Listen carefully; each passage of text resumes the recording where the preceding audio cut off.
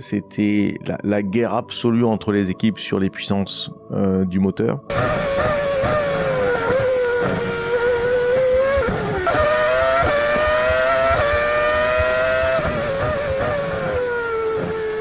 Tu changeais le moteur 3 fois par Grand Prix. Tu faisais les essais le vendredi, tu changeais le moteur. Tu faisais les essais le samedi matin, tu changeais le moteur, tu mettais le moteur pour la qualification. Tu finissais la qualification, tu changeais le moteur pour la course. Jusqu'au résultat presque absurde où on fait la pole et on gagne à Monza. A great day for the Italian fans. Ça reste aujourd'hui la première victoire du groupe Red Bull en Formule 1. En tant que fan de sport automobile, c'est impossible de dire non à Ferrari. En tant que compétiteur, c'est impossible de dire non à un retour à la compétition. Chez Ferrari, quand le patron n'est pas là, c'est lui le patron. T'arrives chez Ferrari, ça peu importe si ça fait 15 ou 20 ans que tu travailles, t'arrives chez Ferrari, passionné de sport automobile. C'est juste le rêve éveillé.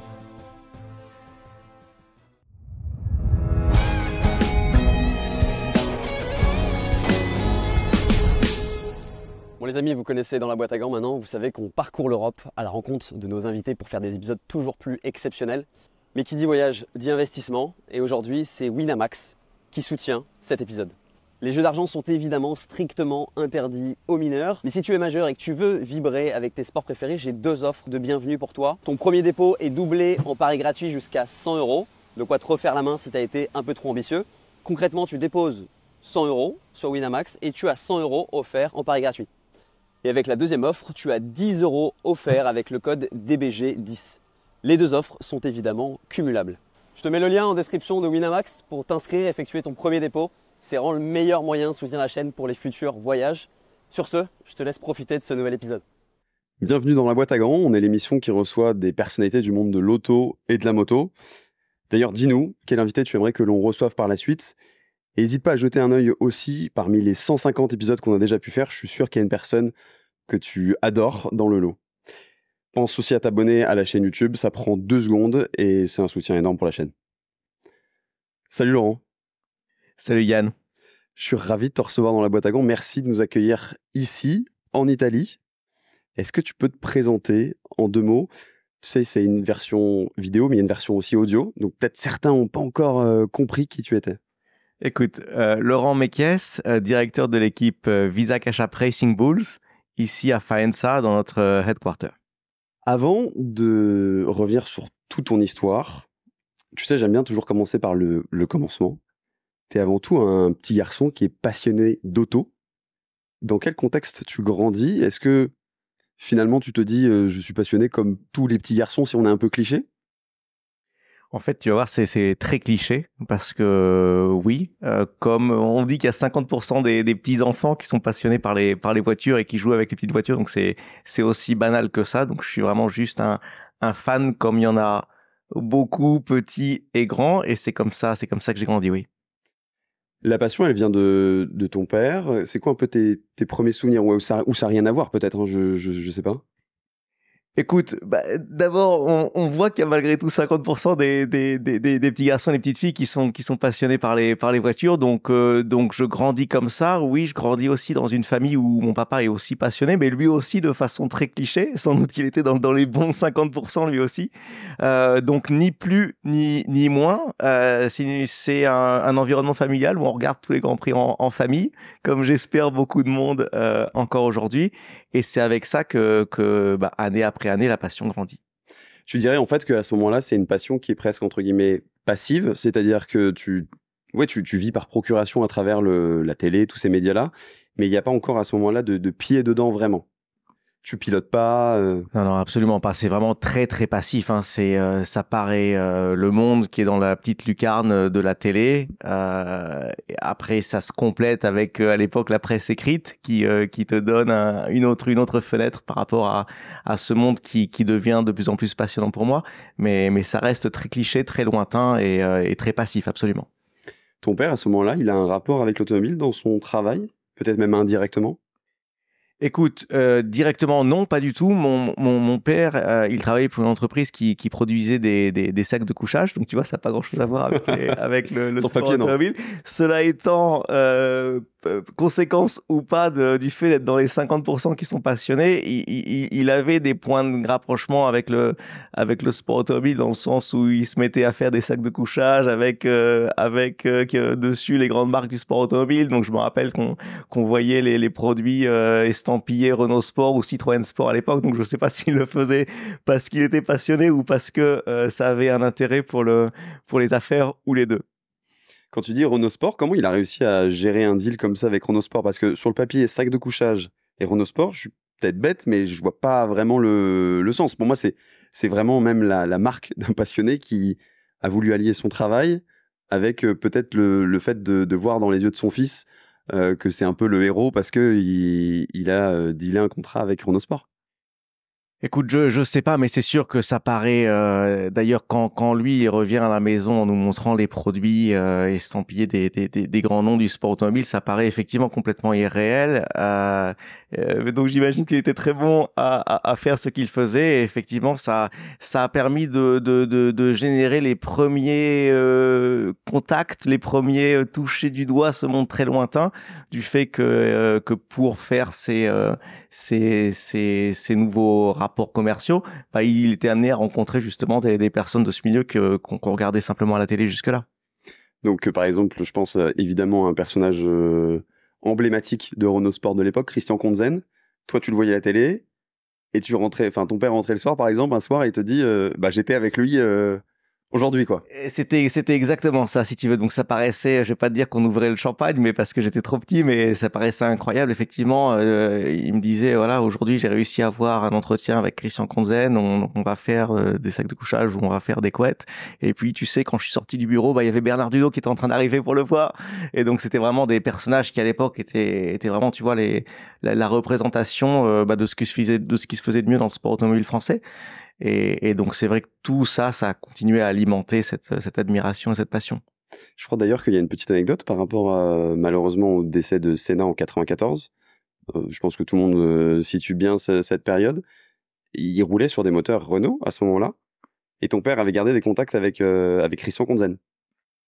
Écoute, ouais, c'est vrai, c'est un souvenir évidemment pour les passionnés de sport automobile, et sans doute pour les autres, c'est une date qui est très très marquante, et c'est vrai que quelques semaines ou quelques mois après la mort d'Ayrton, donc avec cette Williams Renault, mon père a reçu cette magnifique lithographie c'était il y a plus de 30 ans, hein, mais que Renault avait faite un peu comme dernier signe d'adieu à Ayrton. Donc c'est une lithographie où tu vois Ayrton dans la voiture, et la lithographie est à moitié terminée, un peu comme, j'imagine, comme pour dire à quel point il y avait un sentiment d'inachevé sur plein de tableaux, et donc voilà, c'est quelque chose que j'ai eu dans ma chambre d'enfant ou d'adolescent plus à l'époque, et qui aujourd'hui est dans la chambre de mes enfants, donc qui reste avec nous. À ce moment-là, t'es le passionné hardcore passif, c'est-à-dire dans le sens où tu connais tous les pilotes, tu t'intéresses vraiment à tout, tu regardes tous les grands prix. La première fois où ton père t'emmène dans un grand prix, parce que j'imagine que c'est arrivé, c'est quoi ton souvenir? C'est le choc du bruit? Tu te sens à l'aise dans cet environnement? Écoute, d'abord oui, c'est le choc de la première fois. C'était au Paul Ricard en 88, la première fois que mes parents m'amènent sur un Grand Prix. C'est en plein milieu de la guerre, je l'appelle ça la guerre du duel Prost-Senna, qui, tu t'en rappelles sans doute, même si t'es plus jeune que moi, qui en France est ressenti de façon, non, c'est vraiment la guerre des étoiles, hein, donc Prost-Senna à l'époque pour nous. Et donc le Paul Ricard, c'est plus ou moins au milieu du championnat, c'est au milieu de ce combat incroyable. C'est Prost qui gagne cette course-là. Et donc ouais, t'en prends plein les yeux. C'est un peu le début de la connexion avec le monde réel du sport automobile, d'avoir vu les voitures comme ça. Après, oui, le bruit, c'est quelque chose tu gardes sans doute. Le première image, c'est que le fait que tu entends la voiture quand tu es à 4 km ou 5 km du circuit. Alors c'est quelque chose qui marque et dont on parle encore souvent, non, du bruit de ces moteurs. Et donc voilà, ça c'était le premier, mais c'était pas le dernier. Mais à ce moment-là, dans ta tête d'enfant, tu te dis tout de suite, je rêve d'évoluer dans le sport auto, ou ça te paraît trop loin, trop élitiste, inaccessible? tu y penses pas. C'est encore beaucoup trop loin. À ce moment-là, c'est vraiment encore beaucoup trop loin. C'est un sport que tu as eu la chance incroyable de voir, au lieu de le voir à la télé, d'aller le voir une fois dans le monde réel. Mais il y a rien de plus. Le rêve est trop lointain pour se projeter et se dire je veux travailler là-dedans, ou je veux être pilote, ou je veux être... C'est beaucoup beaucoup trop lointain par rapport à notre vie à l'époque. Ça reste juste le plaisir simple et pur du passionné. Parce que ce qu'il faut dire, c'est que tu as grandi à Tours. Donc c'est vrai que quand tu penses à Tours, tu penses pas tout de suite à la F1, il n'y a pas de lien direct. Tu grandis, et à ce moment-là, quels sont tes rêves? Tu es plutôt bon en matière scientifique et tu te dis logiquement, je vais faire une grande école d'ingé parce que je suis bon là-dedans, ou je te dis, il y a quand même peut-être un truc que j'ai envie de creuser et essayer du moins. Écoute, d'abord, c'est dans la période de Tours. Donc moi, j'ai fait mon collège, enfin toute mon enfance à Tours jusqu'au bac, hein, banalement. À ce moment-là, c'est vraiment le moment où c'est juste à la télé, où c'est une fois de temps en temps sur les Grands Prix, et c'est une fête quand c'est comme ça. Tu penses pas vraiment à autre chose. Tu vas dans la filière scientifique parce que c'est le mouvement naturel, certainement à cette époque-là. Si tu aimes les mathématiques, bah voilà, tu vas vers le bac scientifique. Après, oui, il y a les premiers choix à faire, grandes écoles, ingénieurs, les prépas, etc. Et c'est vrai que là, la connexion avec la passion commence à se faire, dans le sens où il y avait une école qui commençait à être connue, en tout cas de moi, elle était déjà connue, mais qui commençait à être connue parce qu'il y avait plusieurs de ces diplômés qui étaient dans le sport automobile. Donc ça semblait de nouveau très très loin. C'était les STACA. Au-delà du fait qu'il y avait des diplômés dans le sport automobile, c'était la seule qui affichait ouvertement, nous, on est une école qui vous prépare au métier de l'automobile. Donc, c'est une école d'ingénieurs en mécanique. Hein. Il y en a beaucoup en France et ailleurs. Mais c'est la première qui disait, oui, on a une école d'ingénieurs en mécanique, mais on vous prépare spécifiquement au métier d'automobile. Donc, même sans penser au sport automobile, si toi, t'aimes bien les petites voitures depuis que t'as 4 ou 5 ans, ils te préparent au métier d'automobile. Ça devient le rêve de pouvoir rentrer là-bas. Donc du coup, il y a un processus de sélection qui commence. Mais pour autant, dans ta lettre de motivation, parce que j'imagine que tu en as écrit une, est-ce que tu appuies pas un peu plus sur le sport auto plutôt que l'automobile en général?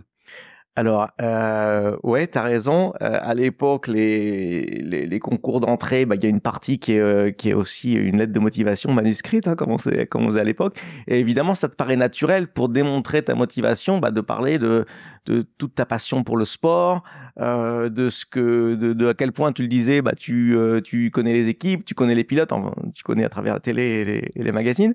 Et donc, je l'avais beaucoup détaillé dans ma lettre, et je me rappelle à un moment donné, on est appelé pour l'entretien avec le directeur des études, et donc il ouvre le dossier avec tes notes du bac, tu vois, et puis il y a ta lettre de motivation là devant lui, et puis il commence à la lire, et puis il s'arrête, il me regarde et il fait: arrêtez de penser qu'on vient à l'Estaca pour faire du sport automobile. Ne pensez pas ça, vous allez être déçus.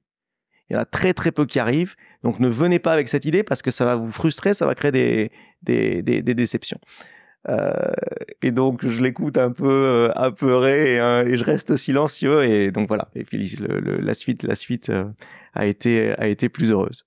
Donc tu rentres à l'Estaca, super école d'ingé. Et comment ça se passe à ce moment-là? Est-ce que finalement en rentrant tu te rends compte que le sport auto est partout et que toi aussi tu veux y avoir une place? Ouais, alors le début à l'Estaca, c'est même si c'est, tu vois, c'est une école d'ingénieur, donc tu es là pour travailler. Le niveau est aussi élevé. Il y a une compétition importante, il y a une sélection importante. Il y a des gens qui doivent quitter l'école après la première année, après la deuxième année. Donc il y a ce stress-là, mais malgré tout, c'est une étape dans le rêve devient réalité déjà. Parce que banalement, tu es entouré de personnes. Il y en a beaucoup qui font du karting. Il y a les grands qui sont en 4e ou en 5e année, qui sont, pour quelques-uns d'entre eux, en stage dans des équipes de sport automobile, petites ou grandes. En F1, il y en a que un ou deux, donc c'est les superstars de l'école, tu vois. Mais ailleurs, dans le tissu du sport automobile, qui est riche en France, on a de la chance. Riche dans le sens où il y a beaucoup d'équipes dans les catégories mineures, il y a beaucoup de disciplines. Tu commences à voir qu'il y a des gens qui concrètement sont en train de faire des projets sans fin d'études, sont en train d'y aller le week-end en tant que volontaire, etc., etc. Donc là, on regarde plus la télé, on commence à y toucher concrètement. Et si en plus, on commence à t'apprendre les principes de base de la mécanique automobile, la combinaison fait que même si c'est un contexte d'études, ça devient un rêve, ça devient un plaisir, une passion d'y aller tous les jours. En général, dans les grandes écoles d'ingé, de commerce, tu as un tissu associatif qui est assez important et c'est même recommandé, en fait, clairement, d'en faire partie. Toi, est-ce que tu vois une opportunité de t'investir encore d'une nouvelle manière dans le sport auto? Ouais, absolument. Ça a même été une composante qui a, au bout du compte, a été décisive pour moi. Donc, oui, le tissu associatif était extrêmement développé dans les grandes écoles d'ingé ou de commerce à l'époque. Les STACA étaient aussi extrêmement fortes pour ça. Peut-être qu'il y avait 40 ou 50 associations dans l'école, de tout à tout, de la course à voile comment on appelle ça, aux entreprises étudiantes. Ou au bureau des étudiants et donc très rapidement, je crois que c'est en première ou en deuxième année, avec un groupe de copains, on crée notre association de sport automobile. Donc on l'appelle Estaca Motorsport, EMOS. Et puis on commence à organiser des courses de karting, une course de karting après une autre, et puis au bout d'un an ou deux, on crée un championnat national universitaire de compétition de karting. Et donc, c'est vrai que là, de nouveau, une autre étape dans le rêve. Là, on y touche concrètement. Enfin, on a l'impression qu'on touche au sport automobile concrètement parce qu'on va sur des circuits, banalement. On va sur des circuits, on parle de karting, on parle de sport, on parle de championnat, de classement. Donc, oui, on se rapproche du rêve. Et surtout, ce qui est assez fou, c'est que finalement, t'as jamais mis vraiment tes pieds dans un baquet ni un casque. T'as jamais vraiment piloté de kart comme beaucoup le font, même en loisir plus jeune. T'as jamais franchi ce pas. Donc là, t'es obligé de le faire via cette organisation. C'était volontaire, c'était l'occasion de piloter ou c'était directement la partie organisation qui t'intéressait? Alors, tu sais, malheureusement, le sport automobile, c'est malgré tout relativement élitiste. Donc c'est vrai que le karting s'est énormément développé ces dernières années, heureusement, et c'est génial. Et donc de plus en plus de personnes, petites ou grandes, peuvent avoir l'opportunité d'aller, même si c'est pour 10 minutes, sur un circuit de kart et ressentir ces sensations-là. Donc moi aussi j'ai eu ces possibilités-là. C'était super, mais ça paraissait juste extrêmement lointain, tout simplement. Donc j'avais plaisir à le faire, si tu veux, quand on le faisait. Ça s'est intensifié avec EMOS, puisqu'on organisait les courses, donc forcément tu as un accès plus facile à la conduite. Et puis après tu te rends compte très vite que de toute façon il y a des gens qui le font beaucoup mieux que toi.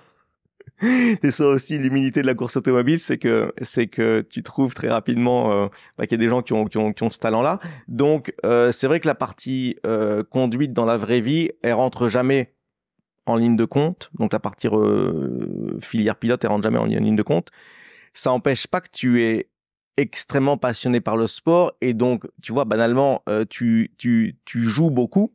Non, les jeux de Formule 1, ça te fait sourire, mais les jeux de Formule 1, au bout du compte, tu apprends aussi énormément de choses. Donc c'est pas un simulateur, c'est un jeu. Clairement. Mais les simulateurs à ce moment-là, c'était pas à ce moment-là, c'était pas très loin que ça. Donc tu apprends malgré tout énormément de choses. Après, tu vas sur le circuit, tu fais un peu de karting. Pendant ce temps-là, les professeurs t'apprennent ce que sont les règles ou les lois de la mécanique. Et donc voilà, ton tissu personnel, c'est celui-ci qui se dessine. À ce moment-là, dans les cours d'ingé, tu as déjà des cours qui t'ont marqué et qui vont t'aider pour la suite. Je pense notamment à des cours plus axés sur l'aéro, parce que on commence à rentrer vraiment dans l'âge d'or de l'aéro. On sait à quel point c'est important maintenant. Tu sais, j'ai fait un épisode avec Pierre Vacher qui a beaucoup parlé de la logique des fluides, etc. Moi, je connaissais pas exactement les termes. C'est quelque chose auquel tu touches dès ce moment-là? Écoute, oui. Alors l'ironie du sort, c'est que l'Estaca, à cette époque-là, je pense encore aujourd'hui, elle a deux spécialités. Une spécialité aéronautique. Donc après 3 ans dans l'école, je crois, tu te spécialises pour les 2 dernières années ou en aéronautique ou en automobile. Et à l'époque, pour la raison que tu as évoquée, c'est-à-dire que l'aérodynamique, comme aujourd'hui, domine le sport automobile, ou en tout cas domine la F1. Et donc, il y a quelques personnes, peut-être 1, 2, 3, pas plus, qui sont en train de terminer le cycle d'ingénieur, qui sont tous dans la section aéronautique. Et il y a deux ou trois personnes qui arrivent à avoir des projets ou des stages pour quelques équipes de Formule 1, pour Renault Sport, pour Prost à l'époque. Parce que effectivement, la CFD dont te parlait Pierre se développe de plus en plus. L'école investit dessus. On est entraîné à utiliser ces outils-là, et donc il y a quelques projets qui sont en train de naître entre certains des meilleurs étudiants et ces équipes. Et donc du coup, ironiquement, en regardant cette boîte, cette lucarne-là, ce rêve-là, choisi aussi aéronautique, pas parce que je voulais aller dans l'aéronautique et parce que je voulais très clairement aller dans l'automobile, mais en me disant ok, s'il y a une chance d'avoir un stage un jour, c'est à travers la petite fenêtre de l'aéro, donc je vais essayer de faire comme ces 2 ou 3 personnes-là. Et tu dirais qu'à ce moment-là, c'était une info spécifique que tu avais, ou tout le monde était conscient de cet aspect-là, ou c'est toi qui as été malin à cette époque de vraiment comprendre ça? Non. Dans l'école, tous les passionnés de sport automobile, et il y en avait beaucoup, j'espère que c'est encore le cas, tous les passionnés de sport automobile, on était très conscients qu'à l'époque, la meilleure chance, pour ne pas dire la seule chance d'y arriver, ou le meilleur pont qui paraissait encore une fois extrêmement lointain, c'était à travers les projets aéro. Il n'y avait pas, si tu veux, d'autres collaborations dans d'autres domaines à l'époque avec la Formule 1. Il y avait autre chose, hein. Il y avait des stagiaires qui allaient dans des équipes de Formule 3 ou de Formule Renault ou dans d'autres disciplines, et on en reparlera, mais c'était très très connu à l'époque pour ceux qui avaient ce rêve d'aller vers la F1, autant prendre aéronautique, parce que il y a cette petite chance additionnelle. C'est à ce moment-là aussi où tu fais un passage par l'Angleterre, parce que Angleterre, la Mecque des sports automobiles, c'est juste dans la continuité? C'est dans cette continuité-là, oui. C'est le début des programmes Erasmus qui se sont beaucoup développés depuis. Donc, tu sais, conscient que malgré tout, le sport automobile est profondément anglais, ou a des racines ou a une influence profondément anglaise. Il y a 25 ans, ton niveau d'anglais en sortant d'une école d'ingénieur, il est jamais assez bon. Je pense que malheureusement, c'est toujours le cas, tu sais. Non, il y a eu énormément de progrès. Je sais pas te dire, il y a eu énormément de progrès, mais il y a 25 ans, je peux te garantir que le niveau d'anglais, quand tu sors de l'école d'ingénieur, il est simplement pas assez bon. Et donc, conscient de ça aussi, l'opportunité qui est en train de naître avec ces programmes Erasmus, d'aller en Angleterre, la connexion sport automobile. D'ailleurs, l'université dans laquelle je vais, c'est l'université de Loughborough, qui offre un projet dédié au sport automobile. C'est le premier projet dédié au sport automobile sur lequel j'ai la chance de travailler. Tout ça fait que c'est un no-brainer, comme on dit, et donc je pars là-bas pour la dernière année d'études. En général, dans une école d'ingé, après ta dernière année d'études, tu as le stage de fin d'études qui est primordial. Je te dis ça comme si je savais, alors que j'ai pas fait du tout des études scientifiques. Loin de là, j'aurais aimé, mais j'avais pas le talent. Qu'est-ce que tu choisis à ce moment-là? Parce que c'est quand même un enjeu stratégique. Faut, entre guillemets, pas te louper. Et je pense que tu en es conscient à ce moment-là. Tu te dis quoi? Tu te dis vraiment sport auto, sport auto, sport auto? Ouais, alors c'est pas toi qui choisis, toi tu essayes d'accéder à quelque chose, et puis il y a quelqu'un d'autre qui choisit, dans le sens où oui, sport auto, oui, le rêve, mais encore une fois très lointain. Même si t'es à l'Estaca, même si tu organises des courses de cartes, que tu commences à avoir des contacts un peu à gauche à droite grâce à ça, même si tu es à Loughborough sur un projet de sport automobile, même à ce moment-là, la possibilité de faire un stage, je te parle pas de la F1, dans le sport automobile, ça paraît de toute façon lointain, parce qu'au bout du compte, on est 100 dans la promotion ou quelque chose comme ça, et que tu sais qu'il va en avoir 1 ou 2 ou 3, il y en a plus maintenant, hein, mais à l'époque 1 ou 2 ou 3 qui vont avoir un stage en sport auto. Alors même que sur le papier, t'as fait un sans faute jusque-là. Enfin, si je globalise un petit peu, c'est-à-dire que t'as fait les bons choix au bon moment, t'as été dans les bons wagons, il n'y a pas vraiment de... T'aurais pas pu faire mieux, quoi. Non, tu peux toujours faire mieux. Ah ouais? Non, tu peux toujours faire mieux, bien sûr. Il y a, bien sûr, il y a, tu sais, tu peux être, si t'as envie, et on y reviendra, hein, tu peux, on parlait des volontaires dans le sport automobile tout à l'heure, non?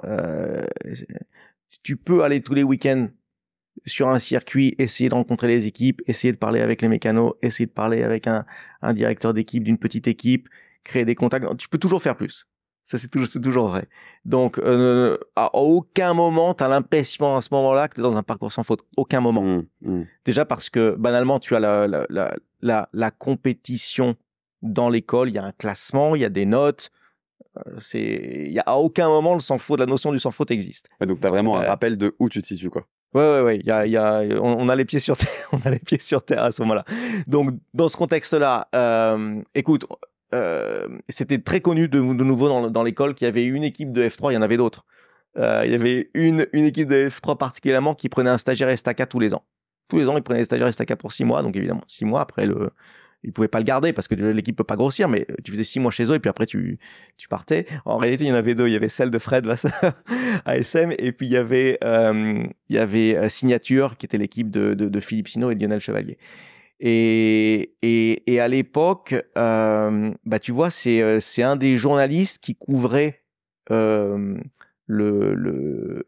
EMO, c'est le championnat universitaire qu'on avait créé en karting. C'était Laurent Dehep. Il couvrait notre championnat et il nous a dit, tu sais quoi, pourquoi tu vas pas, c'était au-delà du fait qu'il était journaliste, c'est un énorme fan de sport automobile, comme beaucoup.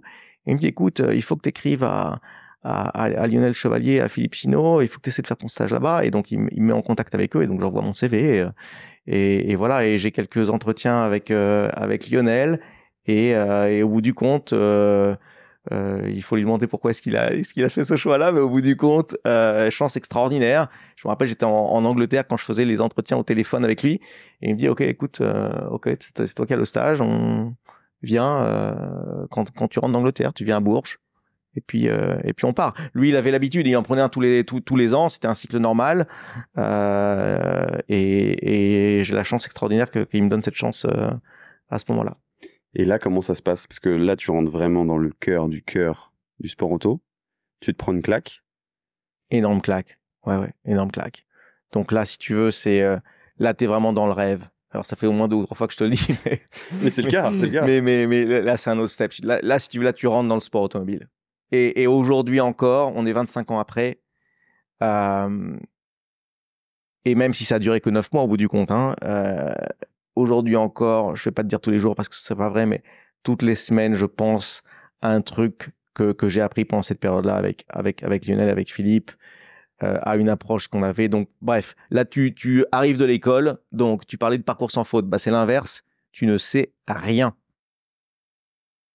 Oublie que tu as eu 3 cours, oublie que tu as eu des cours de mécanique automobile, machin. Par rapport à la réalité du monde de la course automobile, tu sais très peu de choses.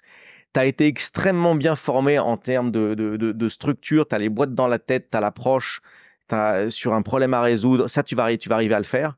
En termes de ce qui se passe dans le monde du sport automobile, tu prends une claque. Donc voilà, donc tu apprends, mais c'est le rêve de gamin. T'es à l'époque la Formule 3 en France, donc Signature participe au championnat de France de Formule 3. Les essais sont plus ou moins limités, donc tu passes d'une course, tu prends la voiture, tu vas dans un essai, tu finis les essais, tu vas à la course, tu finis la course, tu vas en essai. Donc c'est le rêve. T'es jour et nuit sur le circuit, et voilà, et tous les jours tu apprends, un milliard de trucs. Donc là, on est fin des années 90, t'as la petite vingtaine. Là, on est en 2000 exactement. 2000, ok. Ouais. T'as la petite vingtaine. J'ai 23 ans. Et c'est quoi un peu ton quotidien? C'est d'être vraiment au contact des pilotes et des voitures, d'être dans le bruit assourdissant en permanence. C'est de pas trop dormir et de finalement beaucoup travailler. C'est quoi beaucoup voyager aussi, j'imagine? Écoute, la réalité, c'est que t'as le propriétaire de l'équipe qui est Philippe. T'as le directeur technique et son associé qui est Lionel Chevalier, qui est en plus d'être directeur technique, qui est l'ingénieur de piste des 2 voitures. Il y a 2 voitures. Donc tu vois la plaisanterie. Et le stagiaire, c'est son assistant. Donc tu commences à toucher le monde des données des voitures. Donc tu télécharges les données banalement. Tu télécharges les données, tu commences à les regarder, tu commences à apprendre ce que c'est de regarder des données télémétriques des voitures. Et donc tu commences à être le témoin et petit à petit à entrer dans ce rapport avec le pilote sur qu'est-ce que la voiture a fait, qu'est-ce que tu dis toi, qu'est-ce que les données nous disent. Et tu rentres dans ce monde qui est sans doute la partie la plus passionnante et la plus au cœur du sport auto. En tout cas, c'est comme ça que je la vis, même aujourd'hui. Je dis toujours aux ingénieurs de piste aujourd'hui, même ici en Formule 1, que le métier le plus beau métier du monde, ils l'ont eux. Tout le reste après, même si tu penses que tu es en train de monter, le meilleur métier du monde, c'est l'ingénieur de piste. Est-ce que à ce moment-là, le fait vraiment d'être au cœur, comme tu dis, du sport auto, c'est aussi là où tu développes ton esprit de compétition, le rapport vraiment à la gagne pure? Ouais, c'est ça que la pureté de la compétition en F3, en dehors de tout le bruit, en dehors des caméras, en dehors dans les petites équipes, c'est là où tu te rends compte que ce qui te guide le plus, c'est la compétition. Donc oui, tu es passionné de sport automobile, mais en réalité, tu découvres que ce qui nous unit tous, quand on est comme ça tard le soir ou tôt le matin autour de la voiture, ce qui nous unit tous, c'est ce feu à l'intérieur qui fait que tu veux être plus compétitif que l'autre voiture ou que les autres équipes. Et c'est ça qui fait que 25 ans après, t'as ça qui te réveille le matin. Tu veux simplement être plus compétitif que les autres. Il n'y a pas de notion de je rentre chez moi. Je sais que j'ai fait un bon travail. Tu as jamais cette réponse-là. Tu l'as juste quand tu gagnes la course. Parce que faire un bon travail, ça n'a aucune valeur si quelqu'un d'autre fait un travail mieux que le tien dans le sport automobile ou dans un univers compétitif, particulièrement dans le sport automobile. Donc ça, là, tu touches à ça. Alors évidemment, tu peux te dire que déjà dans une école d'ingénieur ou de commerce, j'imagine, si tu as un classement, tu as déjà une notion de compétition, tu as déjà une notion, oui. Mais au bout du compte, tu as aussi un diplôme indépendamment du classement, non? Alors que dans la course automobile, non, il y a que le classement qui compte. C'est ça ton diplôme. Donc, c'est ça ton diplôme. Comme on dit, you live and die with your results, non? Donc c'est ça. Tu le découvres sans le comprendre à l'époque, parce que tu le comprends pas. Mais c'est certainement là que tu comprends que tu es fait pour ça. En tout cas, que c'est ça qui te fait avancer. Lionel Chevalier, donc fameux directeur technique, il disait toujours, tu sais, dans le sport automobile, quand on voit les gamins, lui il les appelle les gamins, quand on voit les gamins commencer, on comprend tout de suite. Il dit, tu comprends au bout de 2 ans. Je fais pourquoi 2 ans? Il dit parce que si tu fais 2 ans de cette vie-là, si t'as pas ce feu qui vient de la compétition, il y a trop de contraintes, il y a trop d'inconvénients. Les gens font 2 ans, c'est fun, c'est sympa, et puis ils vont faire un autre métier. Si tu passes 2 ans, normalement, c'est parce que tu as ce feu à l'intérieur de toi. De certaine manière, c'est 2 ans pour devenir addict à ça et complètement être toujours dans la quête perpétuelle de résultats, quoi. Exactement, 2 ans pour comprendre ou pas le comprendre, peu importe, mais pour avoir fait sortir de toi cette passion qui fait que t'as l'énergie qui te sert le matin. Et d'autant plus qu'au moment où tu es chez Signature, c'est l'année où ça cartonne complet. Ça gagne dans tous les sens. Donc tu as découvert ce que c'était vraiment que la vraie gagne, quoi. Ouais, comme on dit, la chance est une condition nécessaire mais pas suffisante. Donc j'ai la chance que cette année-là, Signature fait un travail extraordinaire. Il y a entre Philippe, Lionel, il y a Jonathan Cochet qui est le pilote à l'époque, qui se bat pour le championnat, qui gagne le championnat. Mais au-delà du championnat, qui gagne les courses les plus importantes, qui gagne Pau, qui est la Coupe d'Europe de la F3 à l'époque, qui gagne Zandvoort, qui est à l'époque l'une des courses les plus importantes de la F3, qui va plus tard gagner Macao. Et donc oui, tu as la chance que non seulement tu touches au rêve, et en plus c'est le rêve où tu cours devant, où c'est la gagne. Donc voilà, ça c'est quelque chose qui n'a pas de prix. Donc là, tu finis ce stage avec des étoiles plein les yeux, la guerre des étoiles, comme tu dis. Mais il y a la réalité peut-être plus terre à terre qui te remet un peu les pieds au sol. C'est que tu dois trouver un travail. Et là, qui dit école d'ingé, dit potentiellement des très beaux postes, très bien payés, mais qui sont pas forcément en adéquation avec ce que tu aimerais vraiment faire. Écoute, ouais, c'est un peu l'ironie de, tu sais, quand t'es dans la bulle du rêve, à un moment donné, t'as la fin du rêve. On dit toutes les bonnes choses ont une fin. Donc le stage arrive à sa fin. On le prolonge un peu avec Philippe pour terminer la saison. Donc c'est super. Mais bon, à un moment donné, la saison s'arrête. Voilà. Lui, il va chercher son prochain stagiaire pour l'année suivante. Et puis toi, t'es censé faire autre chose. Et donc là, on est à la fin de l'année 2000. Je me rappelle plus du contexte économique exact, mais ce qui est sûr, c'est que on avait énormément de chance en tant que diplômé de l'ESTACA à l'époque, et je pense de beaucoup d'écoles en France. Le marché du travail était positif, on recevait des offres. Tu vois, on n'était pas encore diplômé, on recevait des offres de travail, pas des grands acteurs de l'automobile, évidemment pas du sport automobile, mais tu vois, mais les grands constructeurs étaient en train de recruter. Tout le tissu économique automobile était positif, donc c'était une bonne vague. Et donc du coup, voilà, le stage en sport automobile il se termine. Tu reçois des offres de travail qui te paraissent, je les appelle pas le rêve, mais ça te paraît être le mieux que tu puisses faire pour après une école d'ingénieur. Donc oui, j'ai accepté une de ces offres de travail. Parce que les conditions sont bonnes, le salaire est bon, toutes ces choses-là, quoi. Parce que ça te paraît de la chose normale. Voilà, t'as fini ton stage. Alors oui, t'es passionné. Oui, tu t'es amusé. Oui, t'as appris. Je veux pas dire que t'as appris la vie, mais t'as appris énormément de choses. Mais bon, voilà, il faut le lendemain matin, il faut faire quelque chose. Et donc j'accepte une offre de travail dans l'automobile.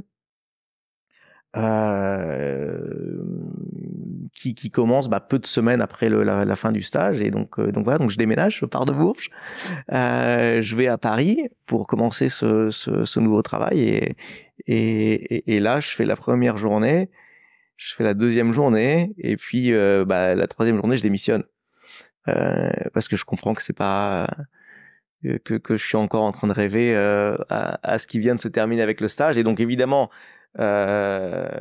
la bonne chose, c'est que quand tu es dedans, comme ça paraît un peu dingue, mais en réalité quand tu es dedans, ça te paraît tellement naturel. Tu dis non mais attends, je viens de faire ça c'est ma vie, ça c'est pas ma vie. Donc voilà, donc j'arrête et puis je vais chercher. Donc à ce moment-là, j'avais rien du tout, donc je démissionne, donc je me retrouve chez moi sans rien faire entre guillemets.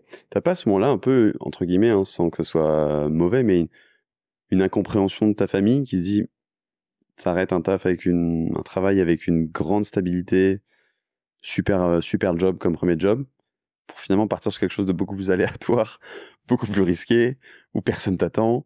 Ils te prennent un peu pour un fou à ce moment-là? Pour un fou, non, mais oui, j'imagine que maintenant que je suis papa, j'imagine que c'est assez difficile de voir cette stabilité, cette sécurité presque garantie que tes enfants abandonnent, non? Donc oui, il y a un peu de ça. Sans doute plus de ma maman que mon papa, grâce à la passion qu'il avait. Elle a dû en vouloir à ton père d'avoir transmis cette passion. Voilà, un peu. Mais non, écoute, c'est comme ça, ils le comprennent, ils le comprennent. Au bout du compte, à ce moment-là, t'as quand même, entre guillemets, que 23 ans. Donc, bon, je pense que c'est important que pour tous les jeunes et tout le monde en général, on a le droit de changer de direction, hein. Et je pense qu'il faut qu'on se donne le droit de changer de direction. Et on le dit souvent aux étudiants qu'on prend aussi ici. La sélection, elle se fait très très tôt. En France, les orientations se font très très tôt, pas juste en France, hein, partout. Et au bout du compte, on change, on devient adulte, on comprend ce qui nous plaît, on comprend ce qui nous plaît pas. Donc c'est important quand on sent les choses, il faut faire les choses quand on sent qu'elles sont les bonnes. Donc voilà, donc je me retrouve à chercher du boulot. Donc je fais ce que font des millions de passionnés. Je prends les adresses des 10 équipes de F1 et puis je leur écris cher Williams, cher McLaren. Évidemment personne te répond, hein, c'est pas drôle. L'approche naïve, on va dire. L'approche naïve, tu vois. Donc évidemment personne te répond, ou de façon certaine personne te répond positivement. Est-ce que tu y repenses quand maintenant tu reçois plein d'offres, enfin de propositions de stage, en tout cas de demandes de stage, j'imagine aussi naïf que tu avais pu le faire à l'époque? Est-ce que tu repenses toujours au petit gars que t'étais qui faisait la même chose? Bien sûr. Tu sais, il y a un truc qui me paraissait impossible. C'est quand les gens, ils te disaient, tu sais, quand tu faisais ton CV, les gens, ils te disaient, faites bien votre CV, s'il vous plaît, faites-le clair, parce que le recruteur moyen, il passe, je sais pas combien c'était, mais 15 secondes ou 20 secondes dessus. Je me suis dit, mais qu'est-ce qu'il raconte? C'est impossible que quelqu'un qui va embaucher une personne passe 15 secondes sur un PC, sur un CV. C'est juste impossible. C'est une blague. Et en réalité, c'est vrai.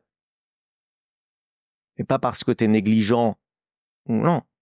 Parce que tu regardes un CV, tu dois comprendre le profil de la personne dans les prochaines 15, 20, 30 secondes. Et après, tu regardes le suivant. C'est vrai, c'est comme ça. Et donc ça veut pas dire qu'il faut pas soigner le CV. C'est l'inverse. Ça veut dire qu'il faut le faire pour qu'il soit percutant ces premières 20 secondes ou 30 secondes. Donc oui, j'y repense. A posteriori, sans doute que le CV n'était pas fait assez bien, tu vois. Donc, du coup, j'ai pas eu de réponse. Mais cela étant, qu'est-ce qui se passe en janvier 2001, donc à ce moment-là, je suis sans rien faire, entre guillemets, depuis 2 ou 3 mois. Il y a eu une annonce sur Auto Hebdo. À l'époque, il y avait une page ou deux d'annonces de sport automobile dans Auto Hebdo. Je vais pas dire que tu achetais le magazine juste pour ça, parce que c'est pas vrai, Auto Hebdo, c'était super. C'est super. C'était un magazine de Michel Homel qui passait sur le podcast. C'est un magazine de Michel Homel, exactement, et le magazine est toujours aussi apprécié aujourd'hui. Mais tu avais cette fameuse page ou demi-page d'emploi dans le sport automobile qui, de nouveau, paraissait très très loin. Et il y a une annonce de Peugeot F1 qui est en train de devenir Asiatech. Donc Peugeot F1, à l'époque, ils fournissent le moteur à Prost dans l'année 2000. Ça se passe pas très bien cette année-là avec Prost. Et donc ils se séparent à la fin avec Prost Grand Prix, hein, pas avec Alain.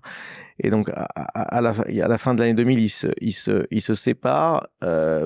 Peugeot vend ses activités à une société qui s'appelle Asiatech, qui les rachète telles quelles à Vélizy.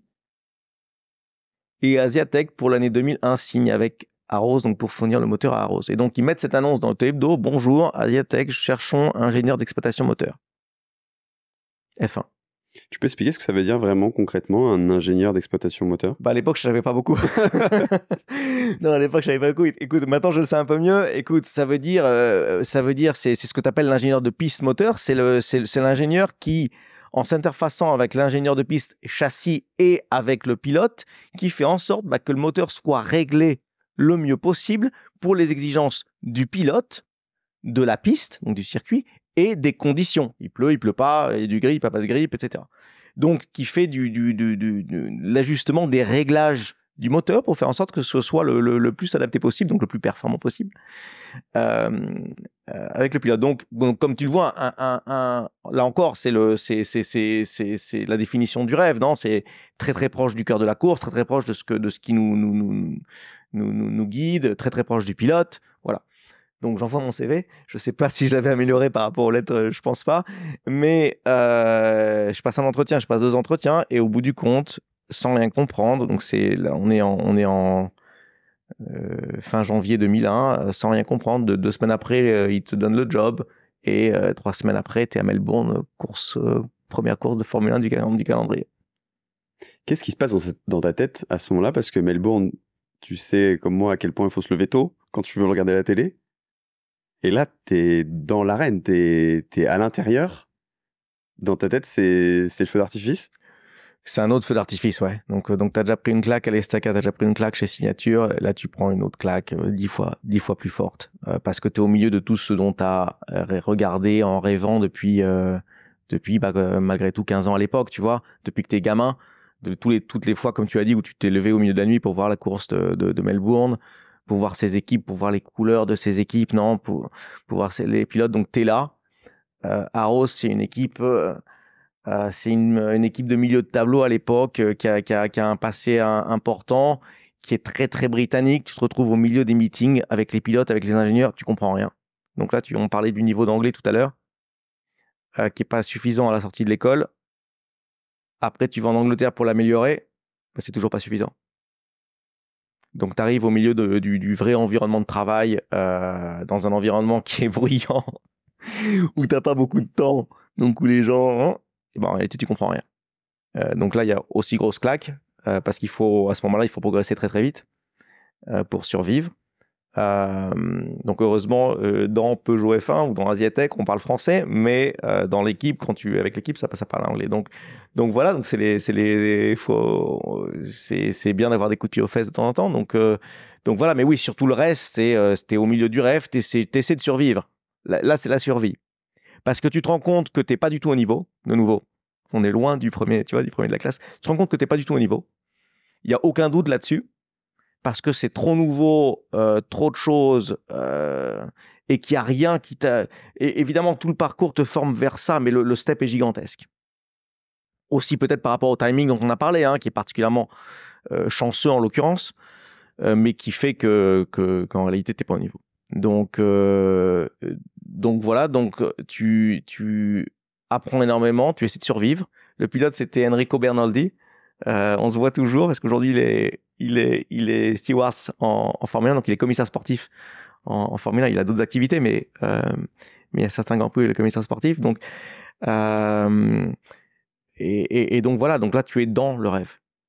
Je crois que d'ailleurs, c'était le premier pilote Red Bull, si je dis pas de bêtises. C'était un des tout premiers pilotes supportés par Red Bull. Alors, le premier, en réalité, c'était Gerhard Berger avant lui. Exact. Mais à l'époque, c'est un des tout premiers pilotes qui a le casque Red Bull. Donc oui, c'est un clin d'œil sympa. Est-ce qu'on peut dire d'une certaine manière que ce travail absolument fantastique qui te fait rêver et qui va te demander beaucoup de travail pour te mettre au niveau, tu le dois pas un peu d'une certaine manière, de manière indirecte, à Jean Alesi? Alors Jean, il a indirectement énormément contribué à la chance que j'ai eue. Parce qu'en réalité, à la fin de l'année 2000, donc Prost Grand Prix et Peugeot F1 se séparent. Prost Grand Prix, ils prennent le moteur Ferrari. Jean reste dans l'équipe. Et lui, il avait un très bon rapport avec son ingénieur d'exploitation moteur, justement, qui était chez Peugeot. Et il le fait embaucher chez Ferrari pour pouvoir continuer à travailler avec lui. Et donc, comme il fait embaucher son ingénieur de Peugeot à Ferrari, Peugeot, qui devient Asiatech, se retrouve avec une position à remplir et un poste à remplir. C'est pour ça qu'il passe l'annonce. Donc, indirectement, c'est grâce à lui que j'ai pu commencer en F1.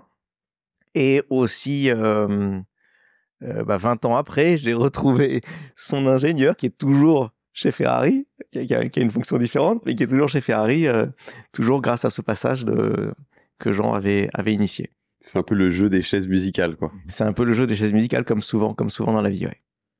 Donc là, cette première année, c'est avec Arrows. Ça se termine avec Arrows, ce qui doit être assez compliqué pour toi, parce que tu commences à prendre tes marques et en fait, allez hop, on recommence. C'est un peu ça? Ouais, c'est un peu ça. Donc l'aventure s'arrête à la fin d'année 2001. Donc Arrows et Asiatech ne trouvent pas un accord pour l'année suivante. Et donc du coup, Asiatech fournit en 2002 l'équipe Minardi, donc qui est la plus petite des équipes. Donc là, tu commences aussi à comprendre que la direction est un peu compliquée, non? Donc on fournit Minardi en 2002.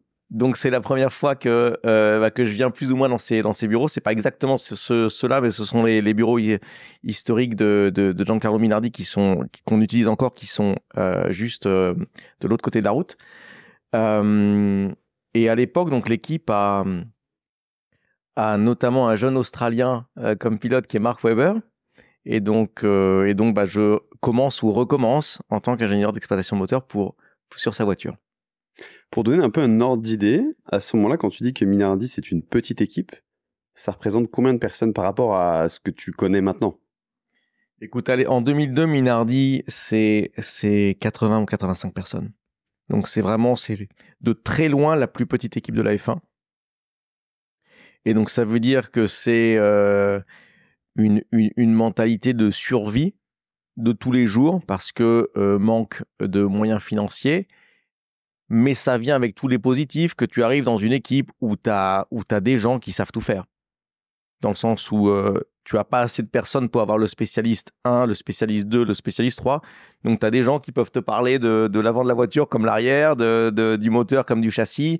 Et donc c'est aussi cette atmosphère-là qu'on trouve quand on arrive avec le moteur. Très très peu de moyens financiers, mais des gens, beaucoup de compétences, beaucoup de polyvalence. Et c'est comme ça que l'aventure commence en 2002.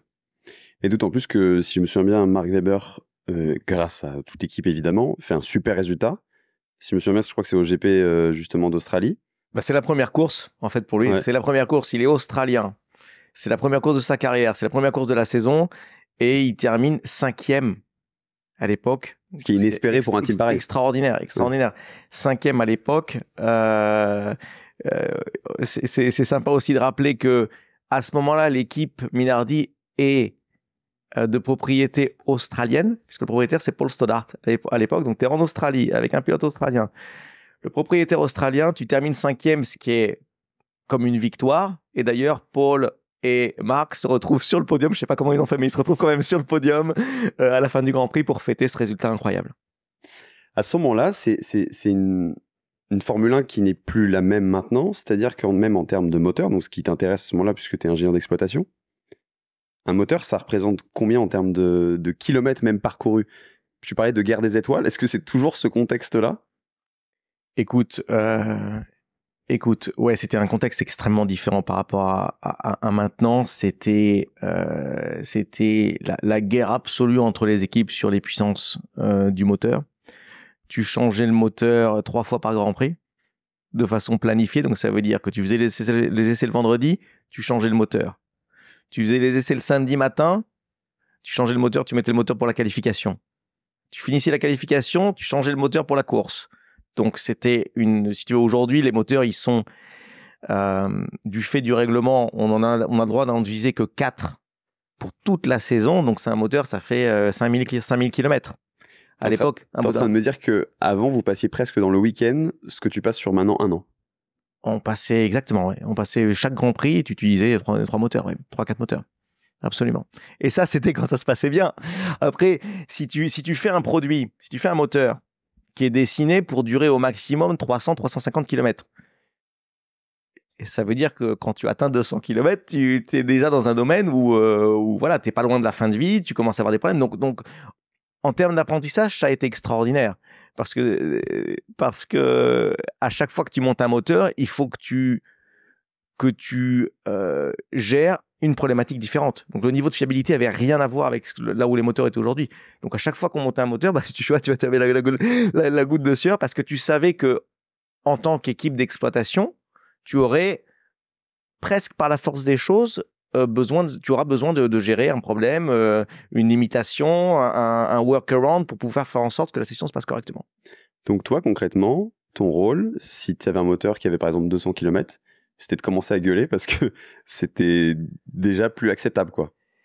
Ah, écoute, quand t'as des moteurs qui sont dessinés pour faire 300 ou 350 km, si tu veux, oui, donc il y a certains moteurs que tu réutilisais le vendredi, tu vois, tu y faisais la course et peut-être que tu allais le réutiliser le vendredi, donc tu commençais à te battre pour se dire attention, là le moteur que vous m'avez mis, il a déjà 200 km, vous êtes sûr qu'on doit faire le vendredi comme ça? Est-ce qu'on peut avoir 100 tours moteur de plus pour cette session-là? Est-ce que je peux avoir 3 tours de plus pour faire une simulation de qualification?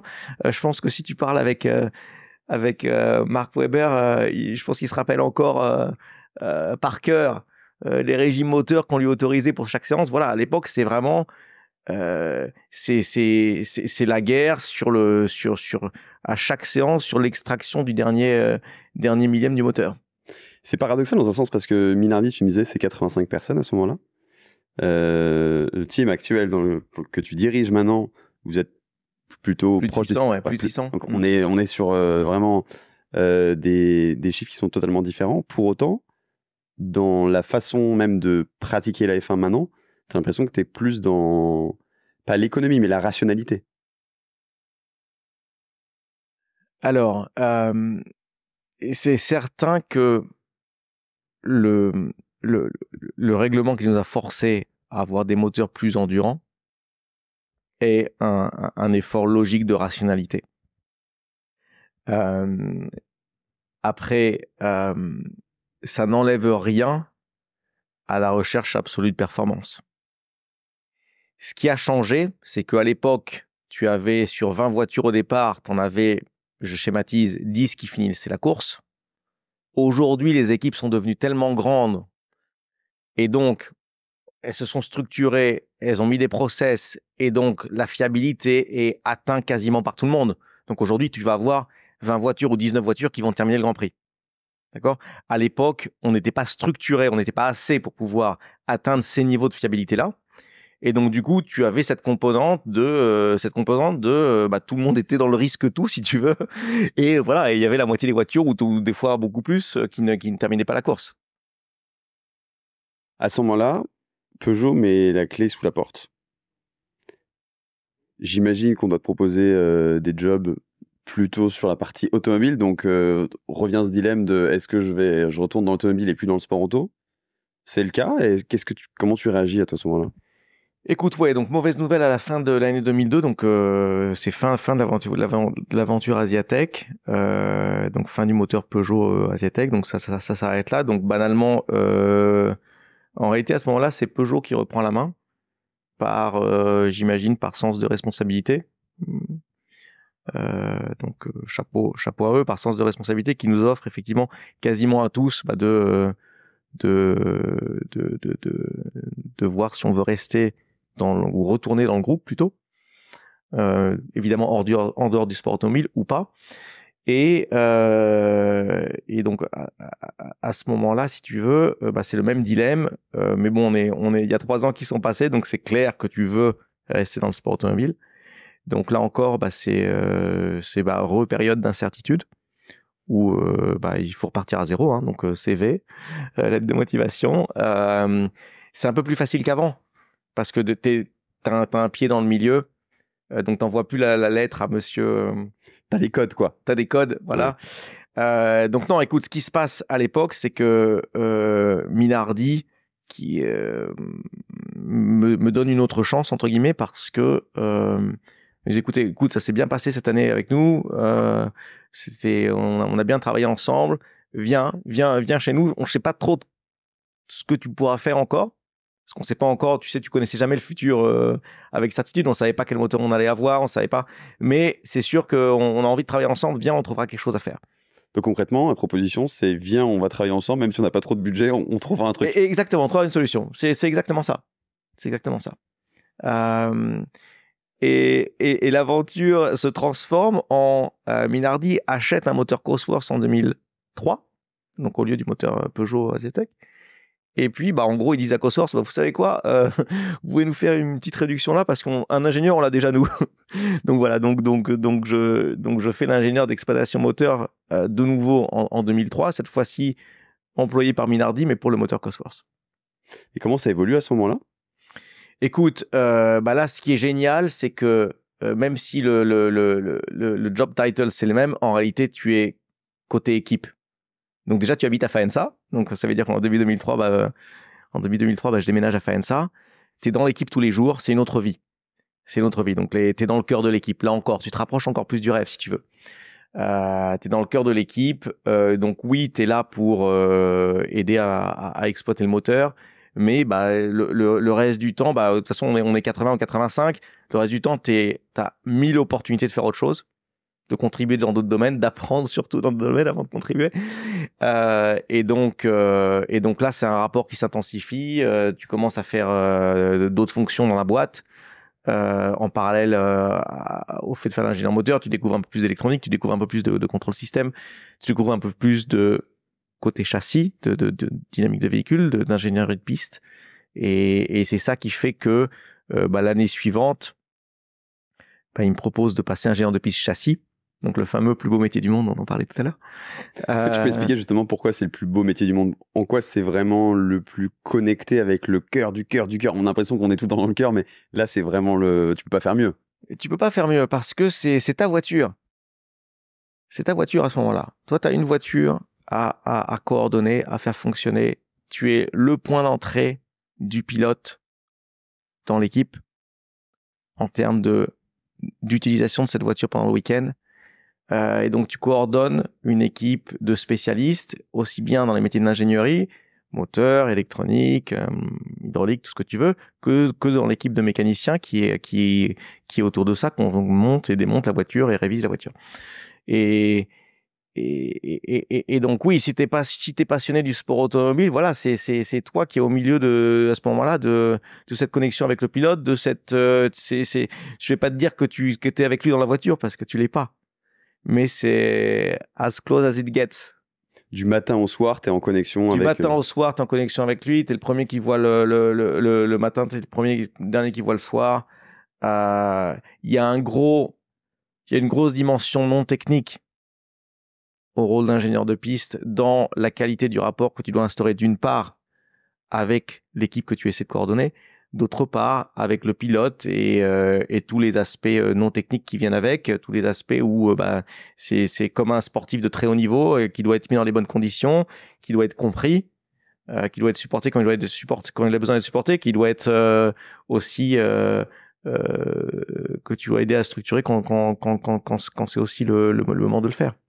Ces aspects psychologiques dont tu parles, parce que je pense que c'est un peu ça, comment tu les appréhendes? Parce qu'on ne forme pas du tout à ça en école d'ingé, c'est plus ce que tu es toi, ton empathie, ta personne. Comment tu t'évolues par rapport à ça? Écoute, tu sais, je reviens un peu à la Formule 3. En fait, non, on t'apprend pas à le faire, mais bon, ça fait partie de ce que chacun d'entre nous, de toute façon, dans la vie de tous les jours, doit faire, non? Donc d'une part, et d'autre part, tu as eu la chance, malgré tout, d'en être le témoin extrêmement privilégié pendant des années. Non, parce que voilà, tu te rappelles de Lionel qui parlait avec les pilotes en Formule 3. Tu te rappelles des ingénieurs de piste que tu as vus, parce que tu travailles, tu étais de l'autre côté de la barrière, si tu veux. Tu étais dans l'équipe qu'ils coordonnaient. Donc, tu as déjà touché à cette interaction. Donc ça, si tu veux, j'ai envie de te dire que c'est dans la continuité, tu vois. Donc c'est ça qui te nourrit, qui nourrit ta très petite expérience à ce moment-là. Ça se termine. Minardi vend un Red Bull. C'est le moment où Red Bull vraiment commence à... ça a commencé par les pilotes et puis là, ça se structure vraiment. Je crois que c'est même la deuxième équipe qu'ils achètent peut-être dans 2 ans, quelque chose comme ça. Ouais. Ouais, absolument. Toi, donc, tu te dis quoi? Tu te dis, ça y est, on a un peu peur, c'est fini, il faut que je recommence à trouver du taf. Écoute, le premier truc, c'est que ça paraît assez réel. Donc, à ce moment-là, ça faisait déjà 3 ans chez Minardi. Red Bull était arrivé en F1 l'année d'avant, en fanfare, avec l'image extraordinaire de cette société, avec ce défi permanent à tout qu'ils étaient en train de faire. Ils avaient racheté Jaguar, ils étaient en train de un peu de révolutionner l'approche qu'une marque pouvait avoir par rapport à la F1. Et donc le fait de te dire que maintenant ils nous rachètent à nous, c'est un aspect complètement irréel dans le sens où mais c'est vrai, ça va vraiment se faire. Non, on était dans le mode survie depuis 3 ans. Tout va changer, donc voilà. Après, de façon plus personnelle, en réalité, ça vient aussi avec une grosse partie d'incertitude. Qu'est-ce qu'ils vont faire? Non? Est-ce qu'ils vont fermer, déménager? Est-ce qu'ils vont arriver avec d'autres personnes? Qu'est-ce qu'ils vont faire? Tu sais pas à ce moment-là. Comme quand une boîte se fait racheter, en gros. À part que nous, on est dans des environnements relativement plus, on va dire, fluides. Et donc, banalement, il y a une période d'incertitude, si tu veux, entre le moment où l'annonce est faite et le moment où le nouveau management France arrive, où t'as un peu un flou.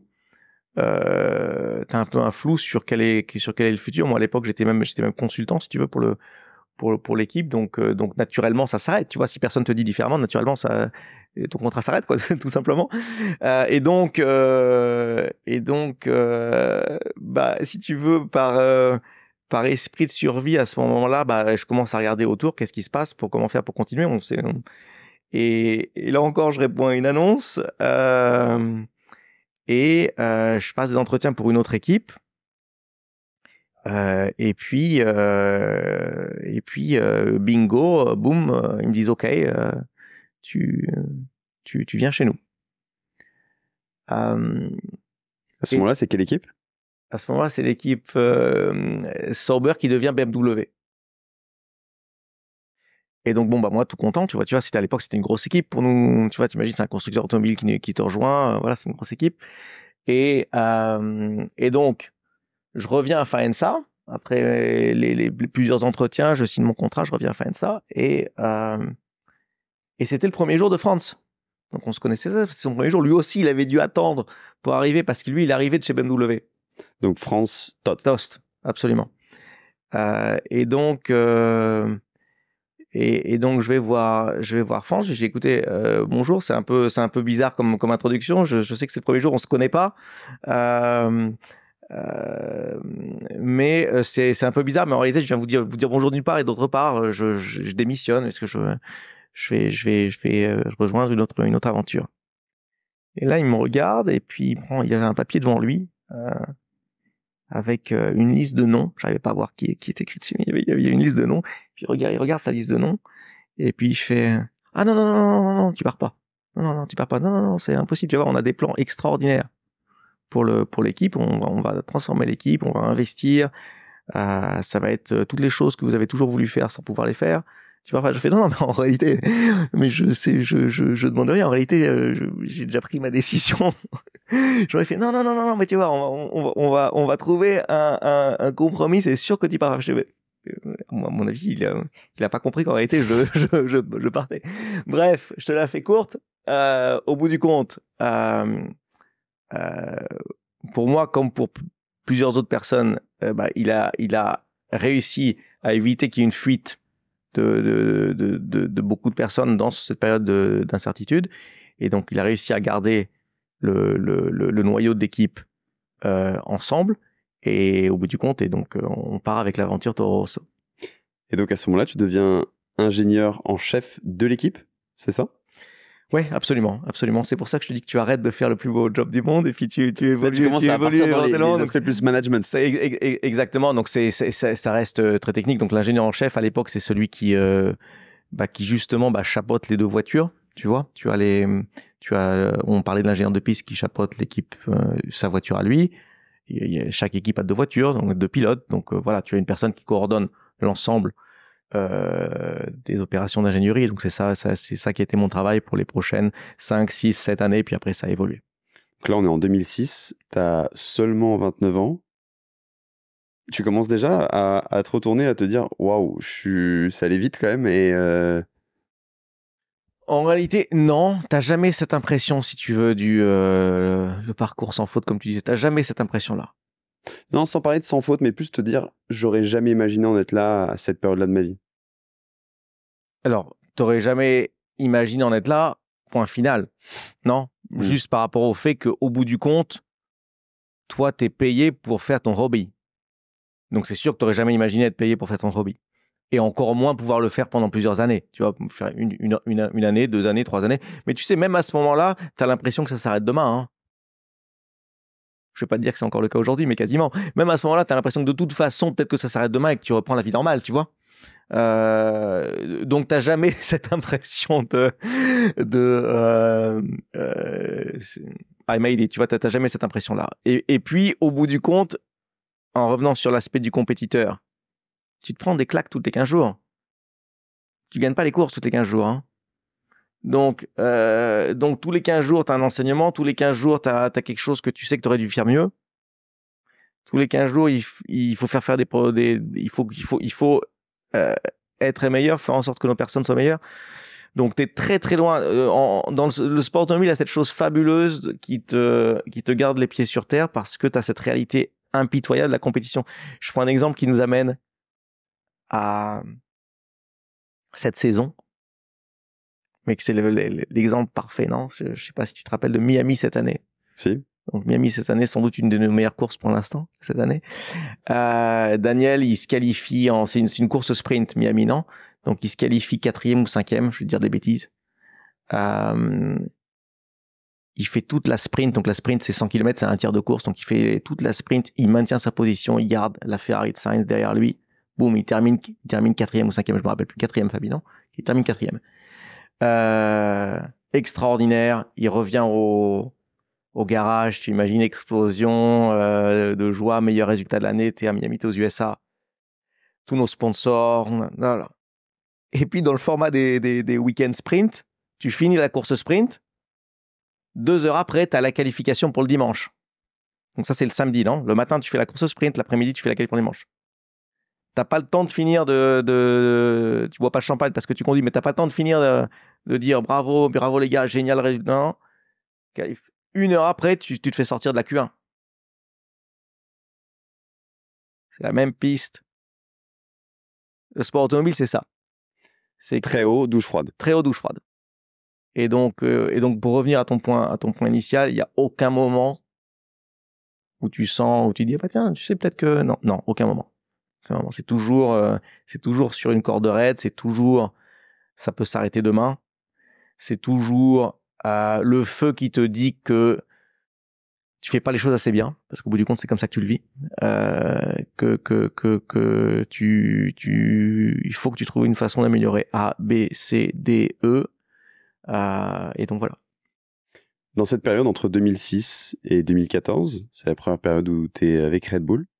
C'est quoi un peu tes souvenirs? Je pense que tu en as plein, mais est-ce qu'il y en a qui t'ont particulièrement marqué, positif ou négatif? Parce que des fois, le négatif devient un souvenir par la suite.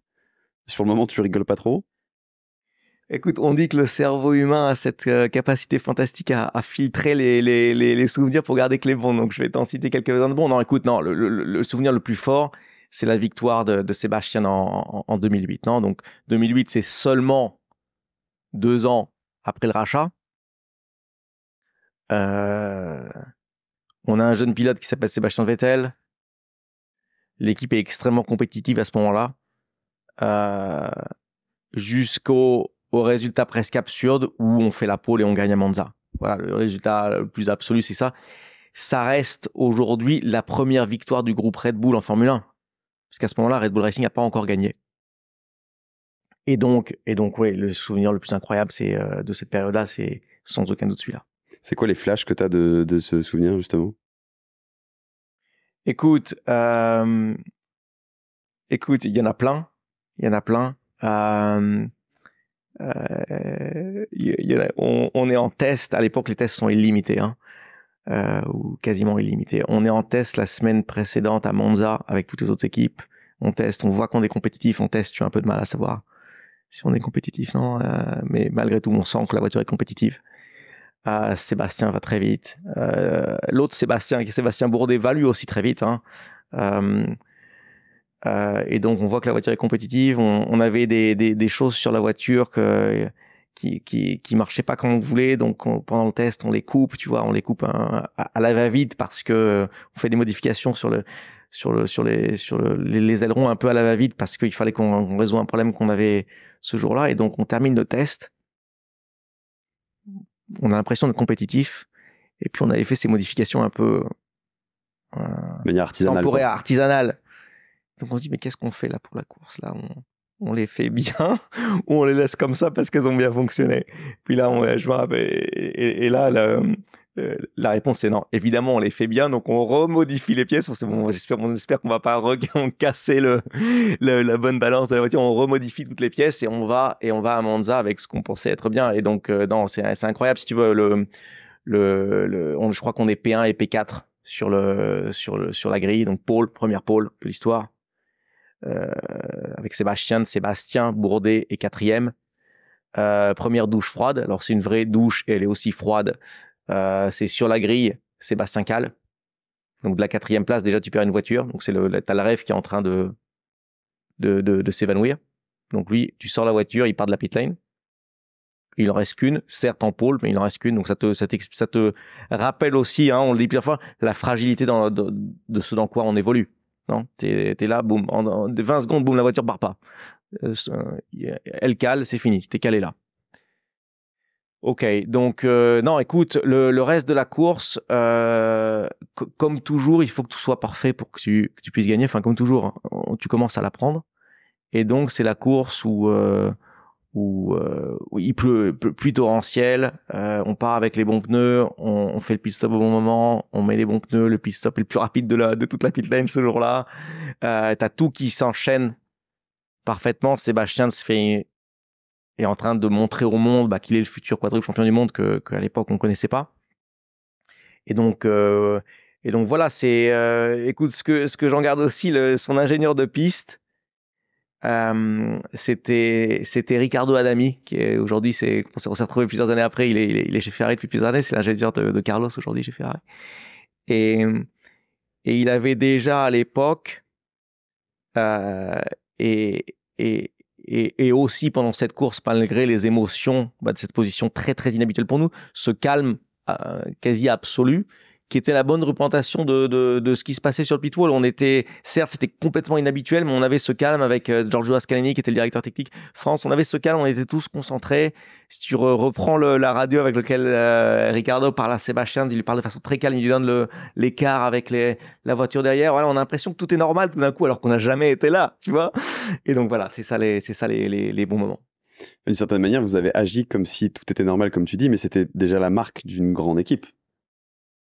Écoute, c'est un groupe de personnes extraordinaires. Et on a parlé de Ricardo, mais je pourrais te prendre une longue liste de personnes qui étaient dans l'équipe ce jour-là et qui ont eu des carrières extraordinaires après, ici ou ailleurs.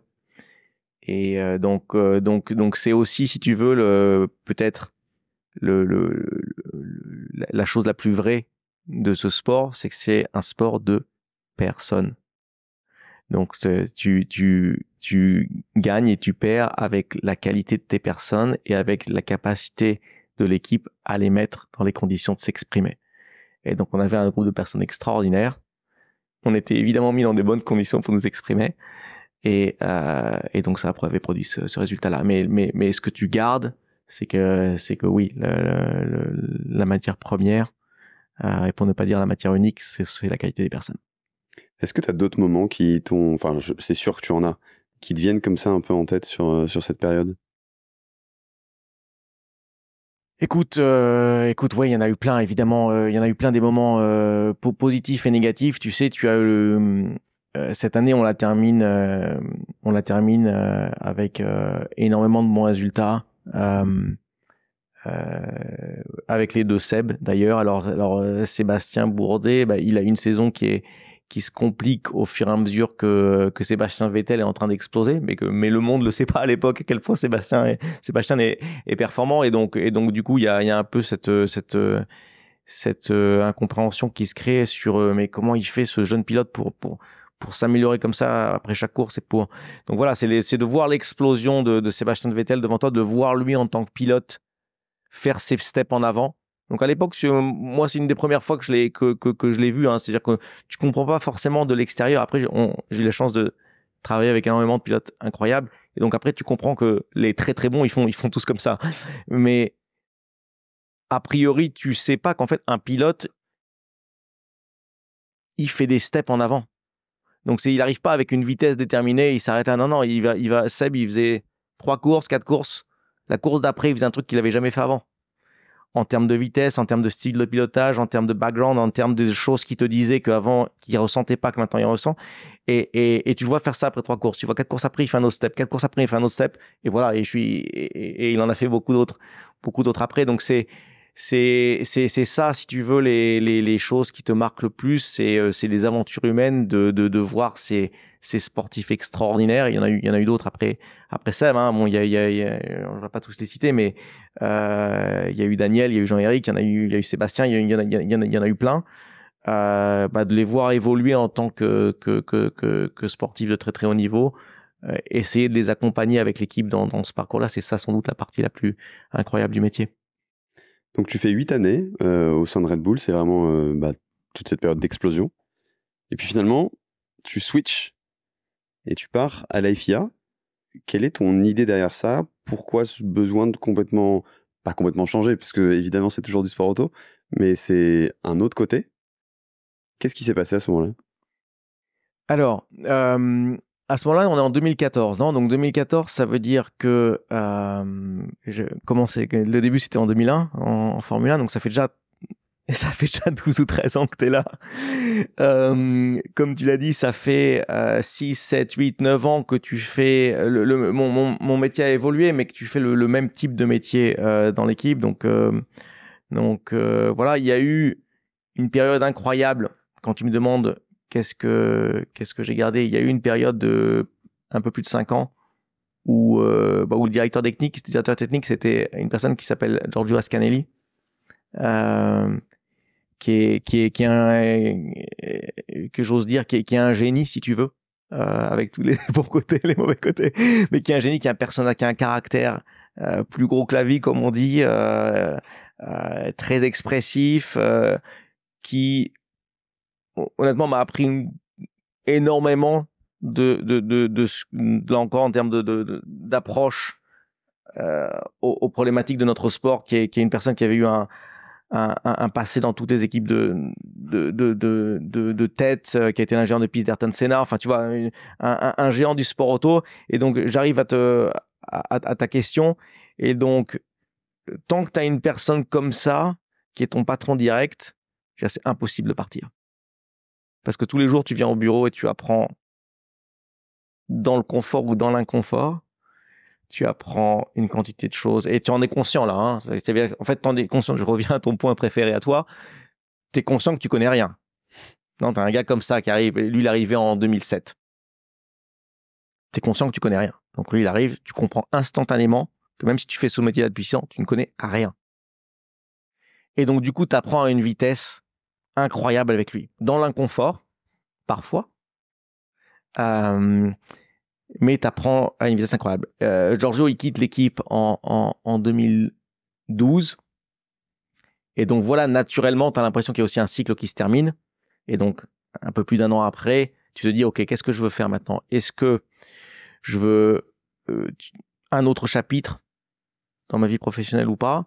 Si oui, est-ce que tu veux le même chapitre dans une autre équipe? Ou est-ce que tu veux te mettre un coup de pied dans les fesses et essayer quelque chose de différent? À l'époque, à la FIA, le président de la FIA, c'est Jean Todt. Jean Todt, si on se rappelle, le petit gamin, pas lui, moi, fan de sport automobile, voilà, c'est le Graal si tu veux, non, les aventures de Jean Todt, aussi bien Peugeot en piste ou en Afrique, et après le début de l'aventure en F1, voilà, c'est le Graal absolu. Donc tu te dis, attends, la FIA, Jean Todt comme président, ouais, peut-être que c'est ça le prochain chapitre. Et donc voilà, ça commence comme ça. Donc là, tu rentres directeur de la sécurité. Est-ce que très vite, il y a un sujet qui arrive sur la table, à savoir le sujet du halo, qui maintenant paraît être une évidence pour tout le monde? Faut pas oublier que ça n'a pas été le cas pendant très très très longtemps. Est-ce que c'est quelque chose qui fait partie de tes sujets? Oui, absolument. Alors, directeur de la sécurité, à la FIA, la première chose, c'est, tu vas dire que je me répète, la première chose, c'est que tu arrives là, tu as fait 15 ans de F1, tu penses que tu connais le sport automobile, là, pour le coup. Et en fait, pas de bol, bah non, tu le connais pas. Toujours pas. Toujours pas. Pourquoi? Parce que la FIA, elle gère pas que la F1. La FIA, elle a toutes les disciplines du sport automobile. Et donc, du coup, comme directeur de la sécurité, si tu veux, c'était pour toutes les activités de la FIA. Et donc, tu te retrouves avec les problématiques du rallye, avec les problématiques du rallye raid, avec les problématiques du karting, avec les problématiques de l'endurance, avec les problématiques de... Et donc, ton microcosme de la F1, ça devient une réalité, je vais pas te dire facile, mais presque. Alors, Jean Todt, il avait,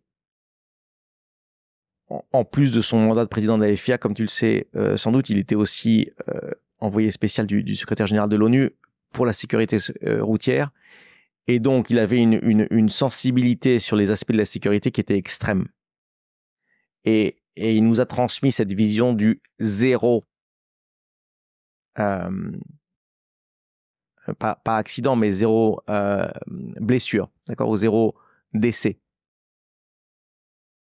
Et donc, quand tu as ton patron qui te dit non, mais la vision pour le sport automobile, c'est zéro. Moi, s'il y en a X qui meurent par an dans le sport automobile, dans tout le monde, moi, j'en veux zéro.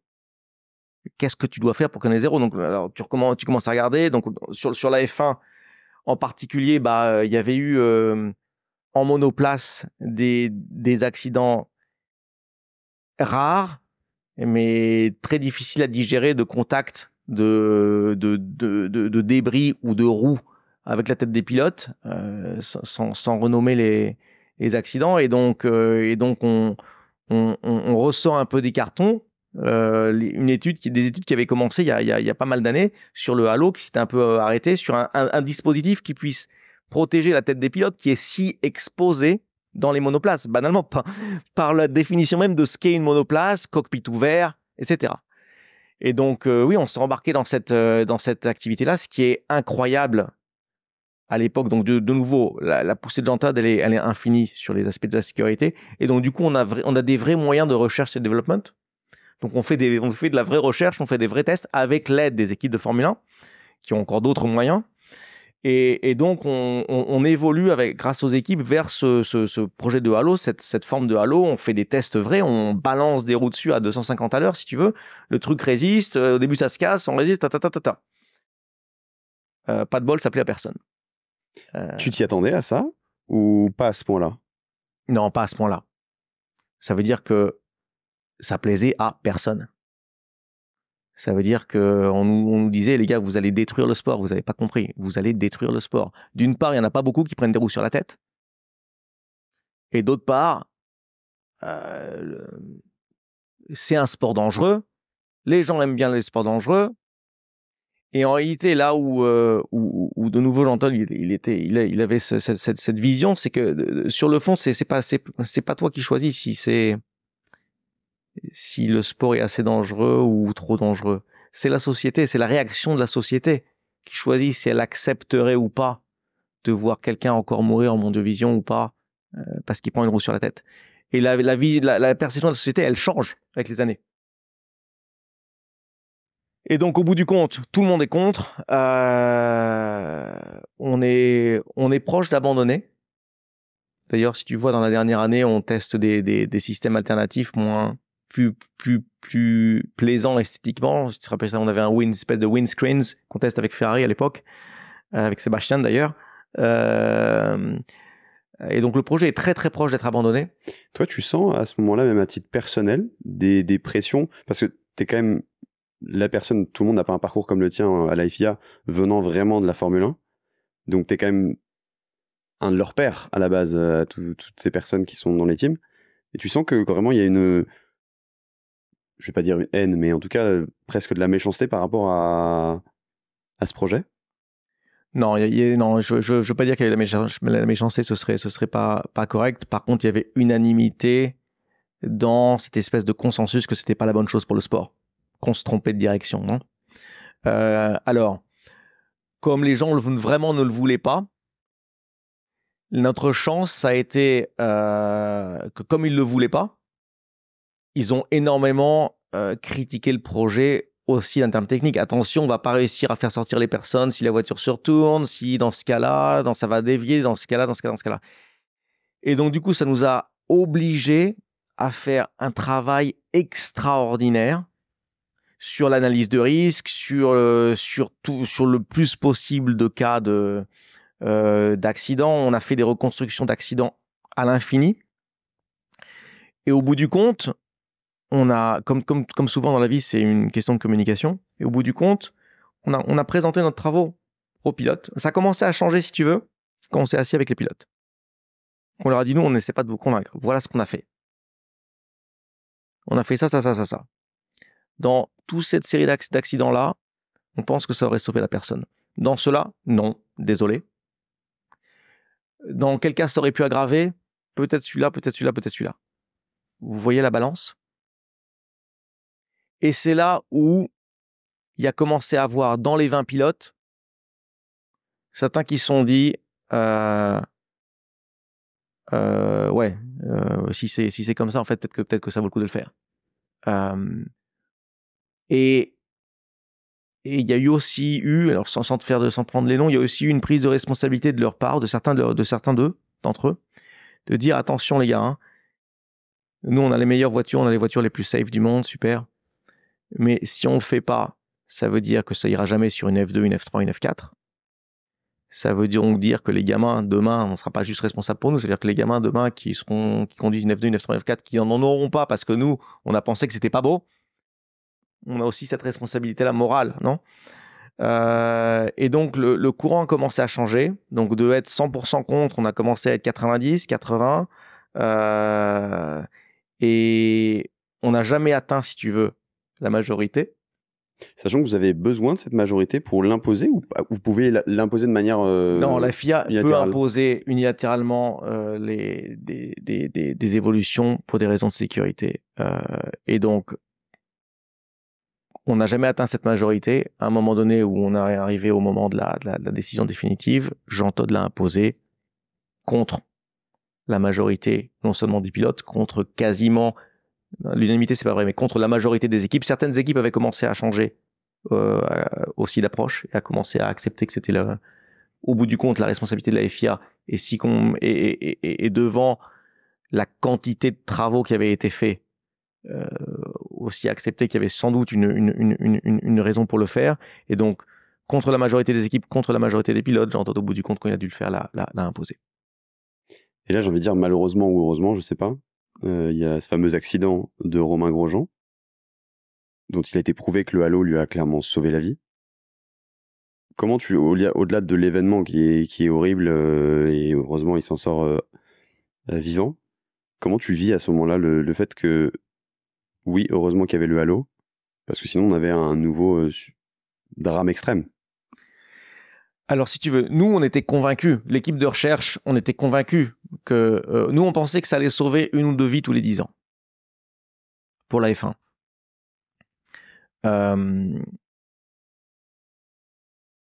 La statistique depuis que le halo est introduite, elle est sans doute largement supérieure à ça. Donc, on cherchait pas l'accident pour le voir. L'ironie, et Romain, on rigolerait avec toi sans doute, c'est que on a eu beaucoup de discussions animées avec Romain sur le halo dans sa genèse. Et donc voilà, c'est un clin d'œil sympa que ça a pu bien se passer pour lui à ce moment-là. Et puis surtout, si tu veux, l'autre aspect derrière, c'est que je me rappelle que le jour où Jean-Todt décide de l'imposer pour la F1, donc un peu à ce moment-là, personne s'y attend parce que même si le vent a commencé à tourner, malgré tout, l'opinion est très fortement négative. Et boum, il l'impose et puis la minute suivante, et puis il fait « Au fait, je le veux aussi pour les F2 l'année prochaine, et les F3 et les F4. » Et donc du coup, je crois que l'année suivante, les F2 l'ont aussi, et la Formule E aussi, et sur un cycle de 2 ou 3 ans, ça a été déployé sur toutes les monoplaces dans le monde. Par la suite, tu deviens directeur adjoint de la Formule 1, toujours à la FIA. Donc tes fonctions évoluent.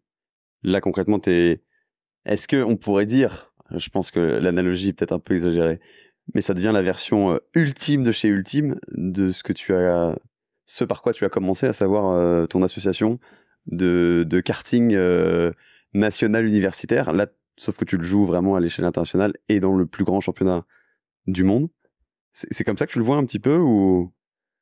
Peut-être pas, non, peut-être pas. Écoute, à ce moment-là, à ce moment-là, si tu veux, la FIA, elle te donne tout ce que tu peux espérer d'un job en tant que passionné du sport automobile, parce que justement, tu as l'exposition à tous les métiers du monde. Tu es aussi quelque part dans le cœur de la course parce que tu travailles avec un mec comme Charlie Whiting, avec une personne comme Charlie Whiting qui a une expérience extraordinaire. Tu es avec lui en direction course. Donc oui, tu es au cœur de l'arbitre si tu veux. Je fais pas de référence au passé associatif, mais c'est vrai que tu as l'impression que tu as une possibilité de vivre le sport automobile à 360 degrés. Comment tu fais cette transition entre FIA et finalement revenir au sein d'un team avec Ferrari? J'imagine déjà que ça n'a pas dû être forcément apprécié de toutes les autres teams, dans le sens où peut-être certains avaient l'impression que tu repartais avec des informations qui pouvaient aider Ferrari à ce moment-là. Toi, c'est un souhait de revenir vraiment sur le racing, le fait de revivre la compétition. Comment tu te places à ce moment-là? Alors, comme je te disais, la FIA, ça te donne tout, professionnellement, en termes de vivre le sport automobile. Il y a une seule chose que ça te donne pas, la compétition. Et au bout du compte, ce qu'on s'est dit tout à l'heure, c'est que avant d'être passionné, ce que tu découvres avec les années, non, avant d'être passionné, avant d'être ingénieur ou ce que tu veux, on est compétiteur. Et donc cet aspect-là de la compétition, tu sais très très clair qu'il te manque rapidement. Alors peu importe, parce que c'est balancé par tout ce que tu apprends, toutes les nouvelles choses que tu apprends, toute une nouvelle façon de vivre le sport automobile, tous les volontaires que personne ne connaît, qui sont nécessaires, tous les commissaires en bord de piste, qui viennent là gratuitement. Il y en a 500, 600, 700, 800 pendant un Grand Prix de Formule 1, mais sur toutes les disciplines de sport automobile. Donc tout ce tissu qui en tant que passionné te fait vibrer, mais il y a une chose que tu as passé, la compétition. Et donc en tant que fan de sport automobile, c'est impossible de dire non à Ferrari. En tant que compétiteur, c'est impossible sans doute de dire non à un retour à la compétition. Donc c'est Ferrari qui vient te chercher, qui te propose. À ce moment-là, ça fait heureusement plus de 15 ans qu'on travaille dans ce milieu-là. Donc en réalité, on se parle tous en permanence. On parle pas de job, évidemment, mais en réalité, à ce moment-là, la situation, c'est plus celle de la personne qui envoie un CV ou une personne qui recherche une annonce. On se connaît tous. Et quand l'opportunité se présente, c'est une opportunité à laquelle je peux pas dire non. Et tu sens vraiment une pression de la part des autres teams qui voient ça un peu d'un mauvais œil, ce passage FIA vers Ferrari? Écoute, oui, ça a été un moment un peu compliqué. En réalité, j'étais la deuxième personne à ce moment-là à passer de la FIA à une équipe. Mais comme tu peux l'imaginer, tu as pas de moyen tu peux pas dire à quelqu'un si vous êtes à la FIA ou ailleurs, faut que vous y restiez pour toute votre vie, ça pourrait pas marcher, évidemment.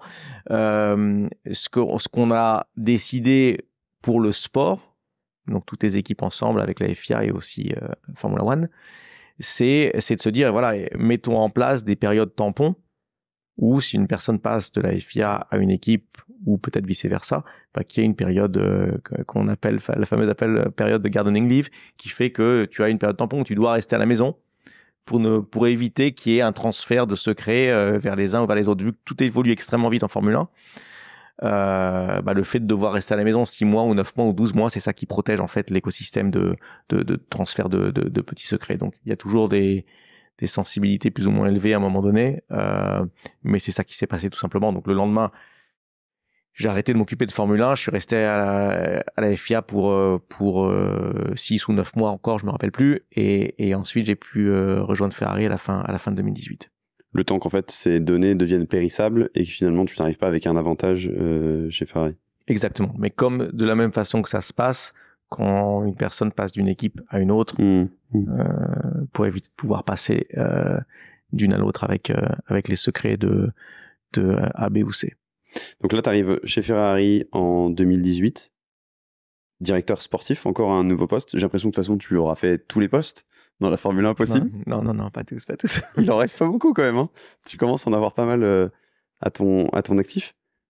Comment ça évolue? Parce que, évidemment, la première fois d'ailleurs que je t'ai vu, c'est quand j'étais allé chez Ferrari à Maranello pour rencontrer Fred Vasseur, on s'était croisés. C'était finalement un peu tes derniers instants chez Ferrari. Mais tu y restais 5 ans. Comment ça a évolué? Écoute, d'abord, c'est le rêve encore. Je sais que ça fait plusieurs fois qu'on dit que c'est le rêve, que c'est le cas. Non, moi, ça me parle tout ça. Non, mais en réalité, c'est ça. Hein. T'arrives chez Ferrari, ça peu importe si ça fait 15 ou 20 ans que tu travailles, t'arrives chez Ferrari, passionné de sport automobile. C'est juste le rêve éveillé. Non, donc juste de déménager à Maranello ou à Modène, de voir le bâtiment de l'extérieur, de rentrer dans le bâtiment, c'est le rêve. Même si, tu vois, même avec Toro Rosso, on a eu un moteur Ferrari, donc on se parlait, comme je te disais, on se parlait, on se connaissait, on allait dans l'usine pour avoir des réunions sur le moteur, etc.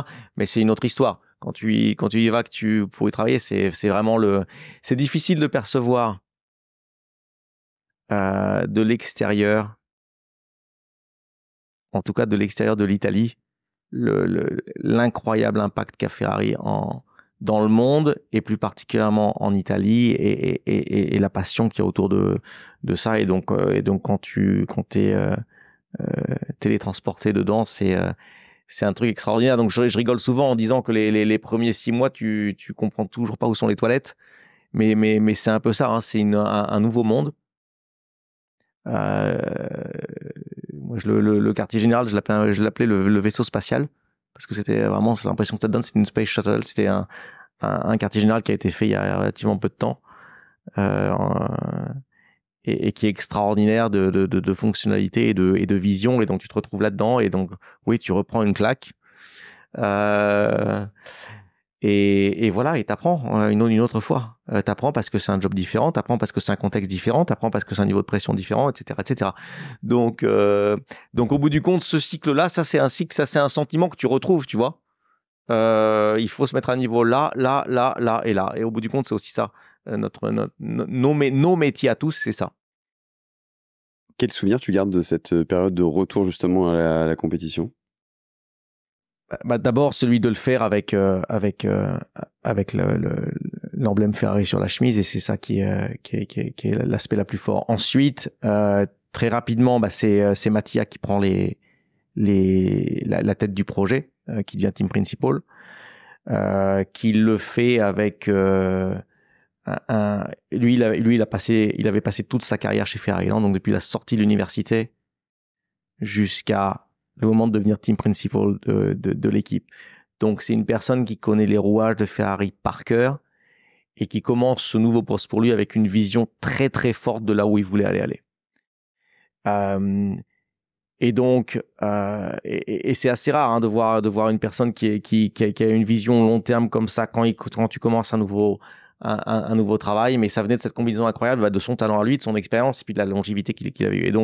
Et donc voilà, et donc il forme son équipe. On a la chance de faire partie de cette équipe-là, et par une aventure qui est forcément un compromis de tous les instants entre ce que tu veux construire pour le moyen long terme, et de nouveau il avait cette vision très très très très claire, et la réalité du fait que tu as une équipe de course qui a une course toutes les 2 semaines et que tu prends des claques et que il faut que tu fasses des compromis entre le court terme et le long terme.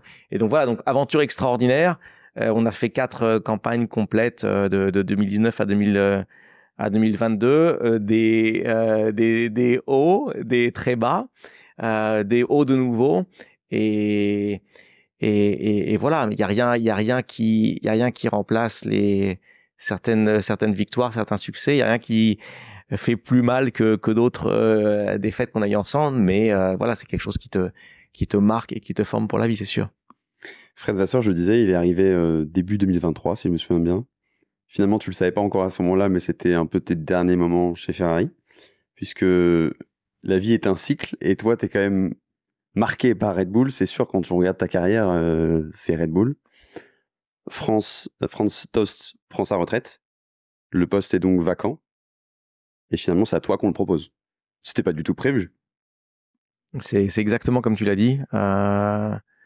Donc la proposition, elle arrive un peu à surprise, parce qu'à l'époque, on est malgré tout,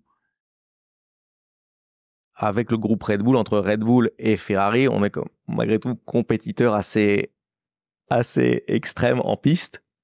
Donc on vient de sortir du championnat 2022 où on était en bataille tous ensemble. On commence l'année 2023 où on est censé aller l'un contre l'autre. Donc c'est vrai que c'est une proposition qui est une surprise à ce moment-là. Et puis assez rapidement, tu réalises que même si tu es dans le rêve éveillé, dans l'atmosphère de Ferrari, même si ironiquement Fred arrive et on se connaît depuis 25 ans, et les premiers contacts du rapport professionnel sont géniaux, et voilà, étant aussi envie de faire partie de l'aventure qu'il va créer, tu te rends compte aussi que l'opportunité d'être un des 10 team principal des équipes, le faire dans la famille Red Bull, qui à ce moment-là, Red Bull, c'est quand même un groupe qui domine la Formule 1 avec une équipe qui t'expose un projet complètement nouveau pour l'équipe que tu connais, mais pour lequel ils ont un projet complètement nouveau. Donc avec Racing Bulls, avec tout ce que ça comporte pour eux comme nouveau départ, et tu te rends compte rapidement que c'est un train qui serait difficile de laisser partir. Donc là, on peut dire que maintenant que tu es à la tête de plus de 600 personnes, ton travail a largement évolué par rapport au premier poste d'ingénieur d'exploitation moteur que tu as pu connaître. C'est vraiment, tu es en charge du daily operation, de tout ce qui structure même une équipe. Comment tu perçois ce métier? Parce que j'ai l'impression qu'à chaque fois, finalement, tu as ce besoin de changer, d'apprendre de nouvelles choses, de reset. Alors, je ne sais pas si c'est un besoin de changer, mais ce qui est sûr, c'est que ce qui nous fait avancer, c'est apprendre, non? C'est un peu cet inconfort qu'il y a dans l'apprentissage, cet inconfort qu'il y a dans arriver vers quelque chose que tu sais pas faire. Et donc consciemment ou inconsciemment, oui, c'est ça qui nous fait avancer. Après, que tu sois en charge d'une toute petite équipe de personnes ou d'une grande équipe de personnes, ce que malgré tout tu apprends avec les années comme étant le fil rouge dont tu peux pas dévier, c'est que ton travail, c'est de faire en sorte que tes personnes soient dans les bonnes conditions pour travailler. Point. Tout le reste, c'est la conséquence. Jusqu'à la structure de l'entreprise. La structure de l'entreprise, ce sera la conséquence de la qualité des personnes, des talents que tu as et de la façon dont ils peuvent s'exprimer ou pas. Et donc, du coup, ton day-to-day job, c'est uniquement ça. T'assurer que tu as les bonnes personnes au bon poste et qu'elles soient dans les bonnes conditions de travail. Et si ça marche, et c'est elles qui vont après faire en sorte que l'équipe se développe et correctement. Donc c'est avant tout une aventure humaine et c'est aussi ça qui rend les choses les plus énigmatiques et passionnantes. Évidemment, ces derniers jours, on a beaucoup parlé de Racing Bulls par rapport à Daniel Ricciardo. J'ai l'impression, et tu le dis si je me trompe, que finalement, il a apporté énormément à cette équipe, c'est évident, mais que c'est aussi dans la logique de cette équipe de former de jeunes talents pour, in fine, qu'ils explosent avec Red Bull. Est-ce que finalement, c'est pas un peu dans cette logique toute la suite de ces événements et dont Daniel Ricciardo a été, je vais pas dire peut-être la personne qui a concentré le regard, mais finalement, c'est assez logique. Je suis pas sûr de bien exprimer le truc, mais est-ce que pour toi, c'est même dans l'esprit de cette équipe? Alors, on commence par les choses les plus importantes. La contribution de Daniel, elle a été extraordinaire pour cette équipe. Donc, à un moment donné, au-delà du fait qu'il est conduit pour cette équipe il y a 10 ans, mais si j'oublie la première partie, à un moment donné, un moment où Red Bull décide de faire renaître l'équipe, nouvelle identité, nouveau nom, nouveaux partenaires, nouveaux objectifs, je vais y revenir. Le fait d'avoir eu dans l'équipe, dans ce contexte-là, Daniel, vainqueur de course 8 fois. Il n'y en a pas beaucoup des vainqueurs de course 8 fois sur la grille. Avec son expérience, avec son attitude, avec sa positivité, avec son team spirit, ça a été pour nous un élément fondateur de ce qu'on a fait pendant ces 9 mois. Ça veut dire qu'il nous a aidé à devenir une équipe plus équipe. Il nous a aidé à devenir des meilleures personnes. Je parle même au niveau personnel, hein. Toi, tu bosses avec Daniel, il t'aide à devenir pas juste un meilleur manager, une meilleure personne. Parce qu'il a cette attitude infiniment positive dans les moments évidemment positifs, mais dans les moments aussi les plus négatifs. Et ça, en termes personnels, tu apprends quand tu vois une personne comme ça devant toi. Il arrive à déplacer cette limite-là. Donc oui, contribution qu'il a eue au-delà des résultats à ce qu'est notre aventure, gigantesque. Après, on disait nouveaux objectifs. C'est quoi les objectifs de Racing Bulls? Puisqu'on en a parlé aussi au moment où on a discuté de travailler ensemble ou pas, non? 3 objectifs. Le premier, compétitivité. Ce que nous disent nos patrons en Autriche, ils nous disent, écoutez, nous, des idées pour une deuxième équipe en Formule 1, on en a plein. Il y a plein de choses qu'on peut faire avec. En termes d'audace, en termes d'esprit Red Bull, en termes de fenêtre vers la génération plus jeune. On peut faire plein de choses. On a des idées plein la tête. Ça va être génial. Mais, quelle que soit la bonne idée que vous avez, si vous êtes 8e, 9e, 10e, ça ne fonctionne pas. Donc, le premier objectif, s'il vous plaît, c'est compétitivité. Il faut que vous allez vous battre pour le top of the midfield, la 6e place, peut-être mieux un jour. Il faut être crédible dans ce combat-là. Sinon, nos messages ne peuvent pas fonctionner. Mais probablement que tu prends n'importe quelle personne dans la rue, elle te répondrait ça. Donc souvent, les évidences sont des évidences simples. Donc premier objectif, compétitivité. Ok.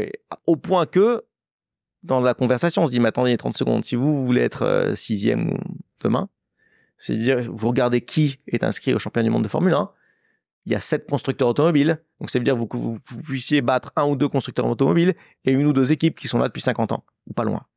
C'est ça que vous voulez faire? Oui, c'est ça qu'on veut faire. Ok, donc c'est un autre challenge.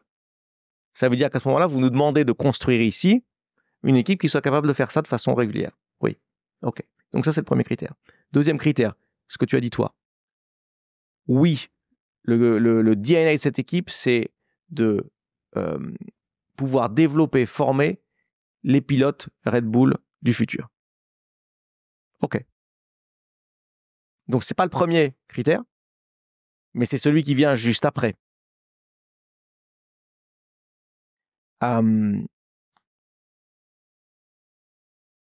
Et donc, du coup, c'est dans ce contexte-là, si tu veux, que le projet part. Alors, le projet part avec Yuki, qui est le jeune pilote de l'histoire, Daniel qui joue sa part de pilote expérimenté, ce qui a du sens par rapport à ce qu'on vient de se dire. Ça veut dire que si tu as une exigence de compétitivité et de développer l'équipe, je parle de nous, que l'équipe se développe pour aller vers ces niveaux-là, ben, il faut que tu injectes aussi de l'expérience à un moment donné ou à un autre qui te guide vers ça. Donc le fait d'avoir Daniel qui a gagné des courses, qui a vu des top teams, dans ce contexte-là, ça avait parfaitement son sens. Maintenant, sur la vision du futur, du moyen terme, oui, cette équipe est amenée à jouer son rôle formateur de nouveaux talents et donc dans tous les compromis et le point d'atterrissage qu'on a dû trouver entre les performances que nous avions, l'évolution de l'équipe et la possibilité de donner à Liam de conduire la voiture, on a pris cette décision de faire ce changement avant la fin de saison et d'avoir une première évaluation de Liam comme jeune pilote aux côtés de Yuki. J'aurai encore plein d'autres questions, mais tu as un timing à respecter. Alors j'ai toujours une question qui va te paraître peut-être un peu bateau, je la pose à tous mes invités. Qu'est-ce qu'on peut te souhaiter pour la suite, que ça soit professionnellement, personnellement, tous les aspects que tu veux? We live and die with our results. Donc, tout ce que nous, on se souhaite, ce sont les résultats, parce que les résultats sont le signe qu'on a fait notre travail correctement et mieux que les autres, puisque c'est une compétition. Donc, si j'avais à te demander une seule chose, c'est aide-nous à trouver ce chemin. Merci beaucoup, Laurent, pour ton temps de nous avoir accueillis ici. Merci à toutes les équipes de Racing Bulls, parce que on a été accueillis comme des rois. Et puis, écoute, à très bientôt. Merci à toi, c'était un grand plaisir.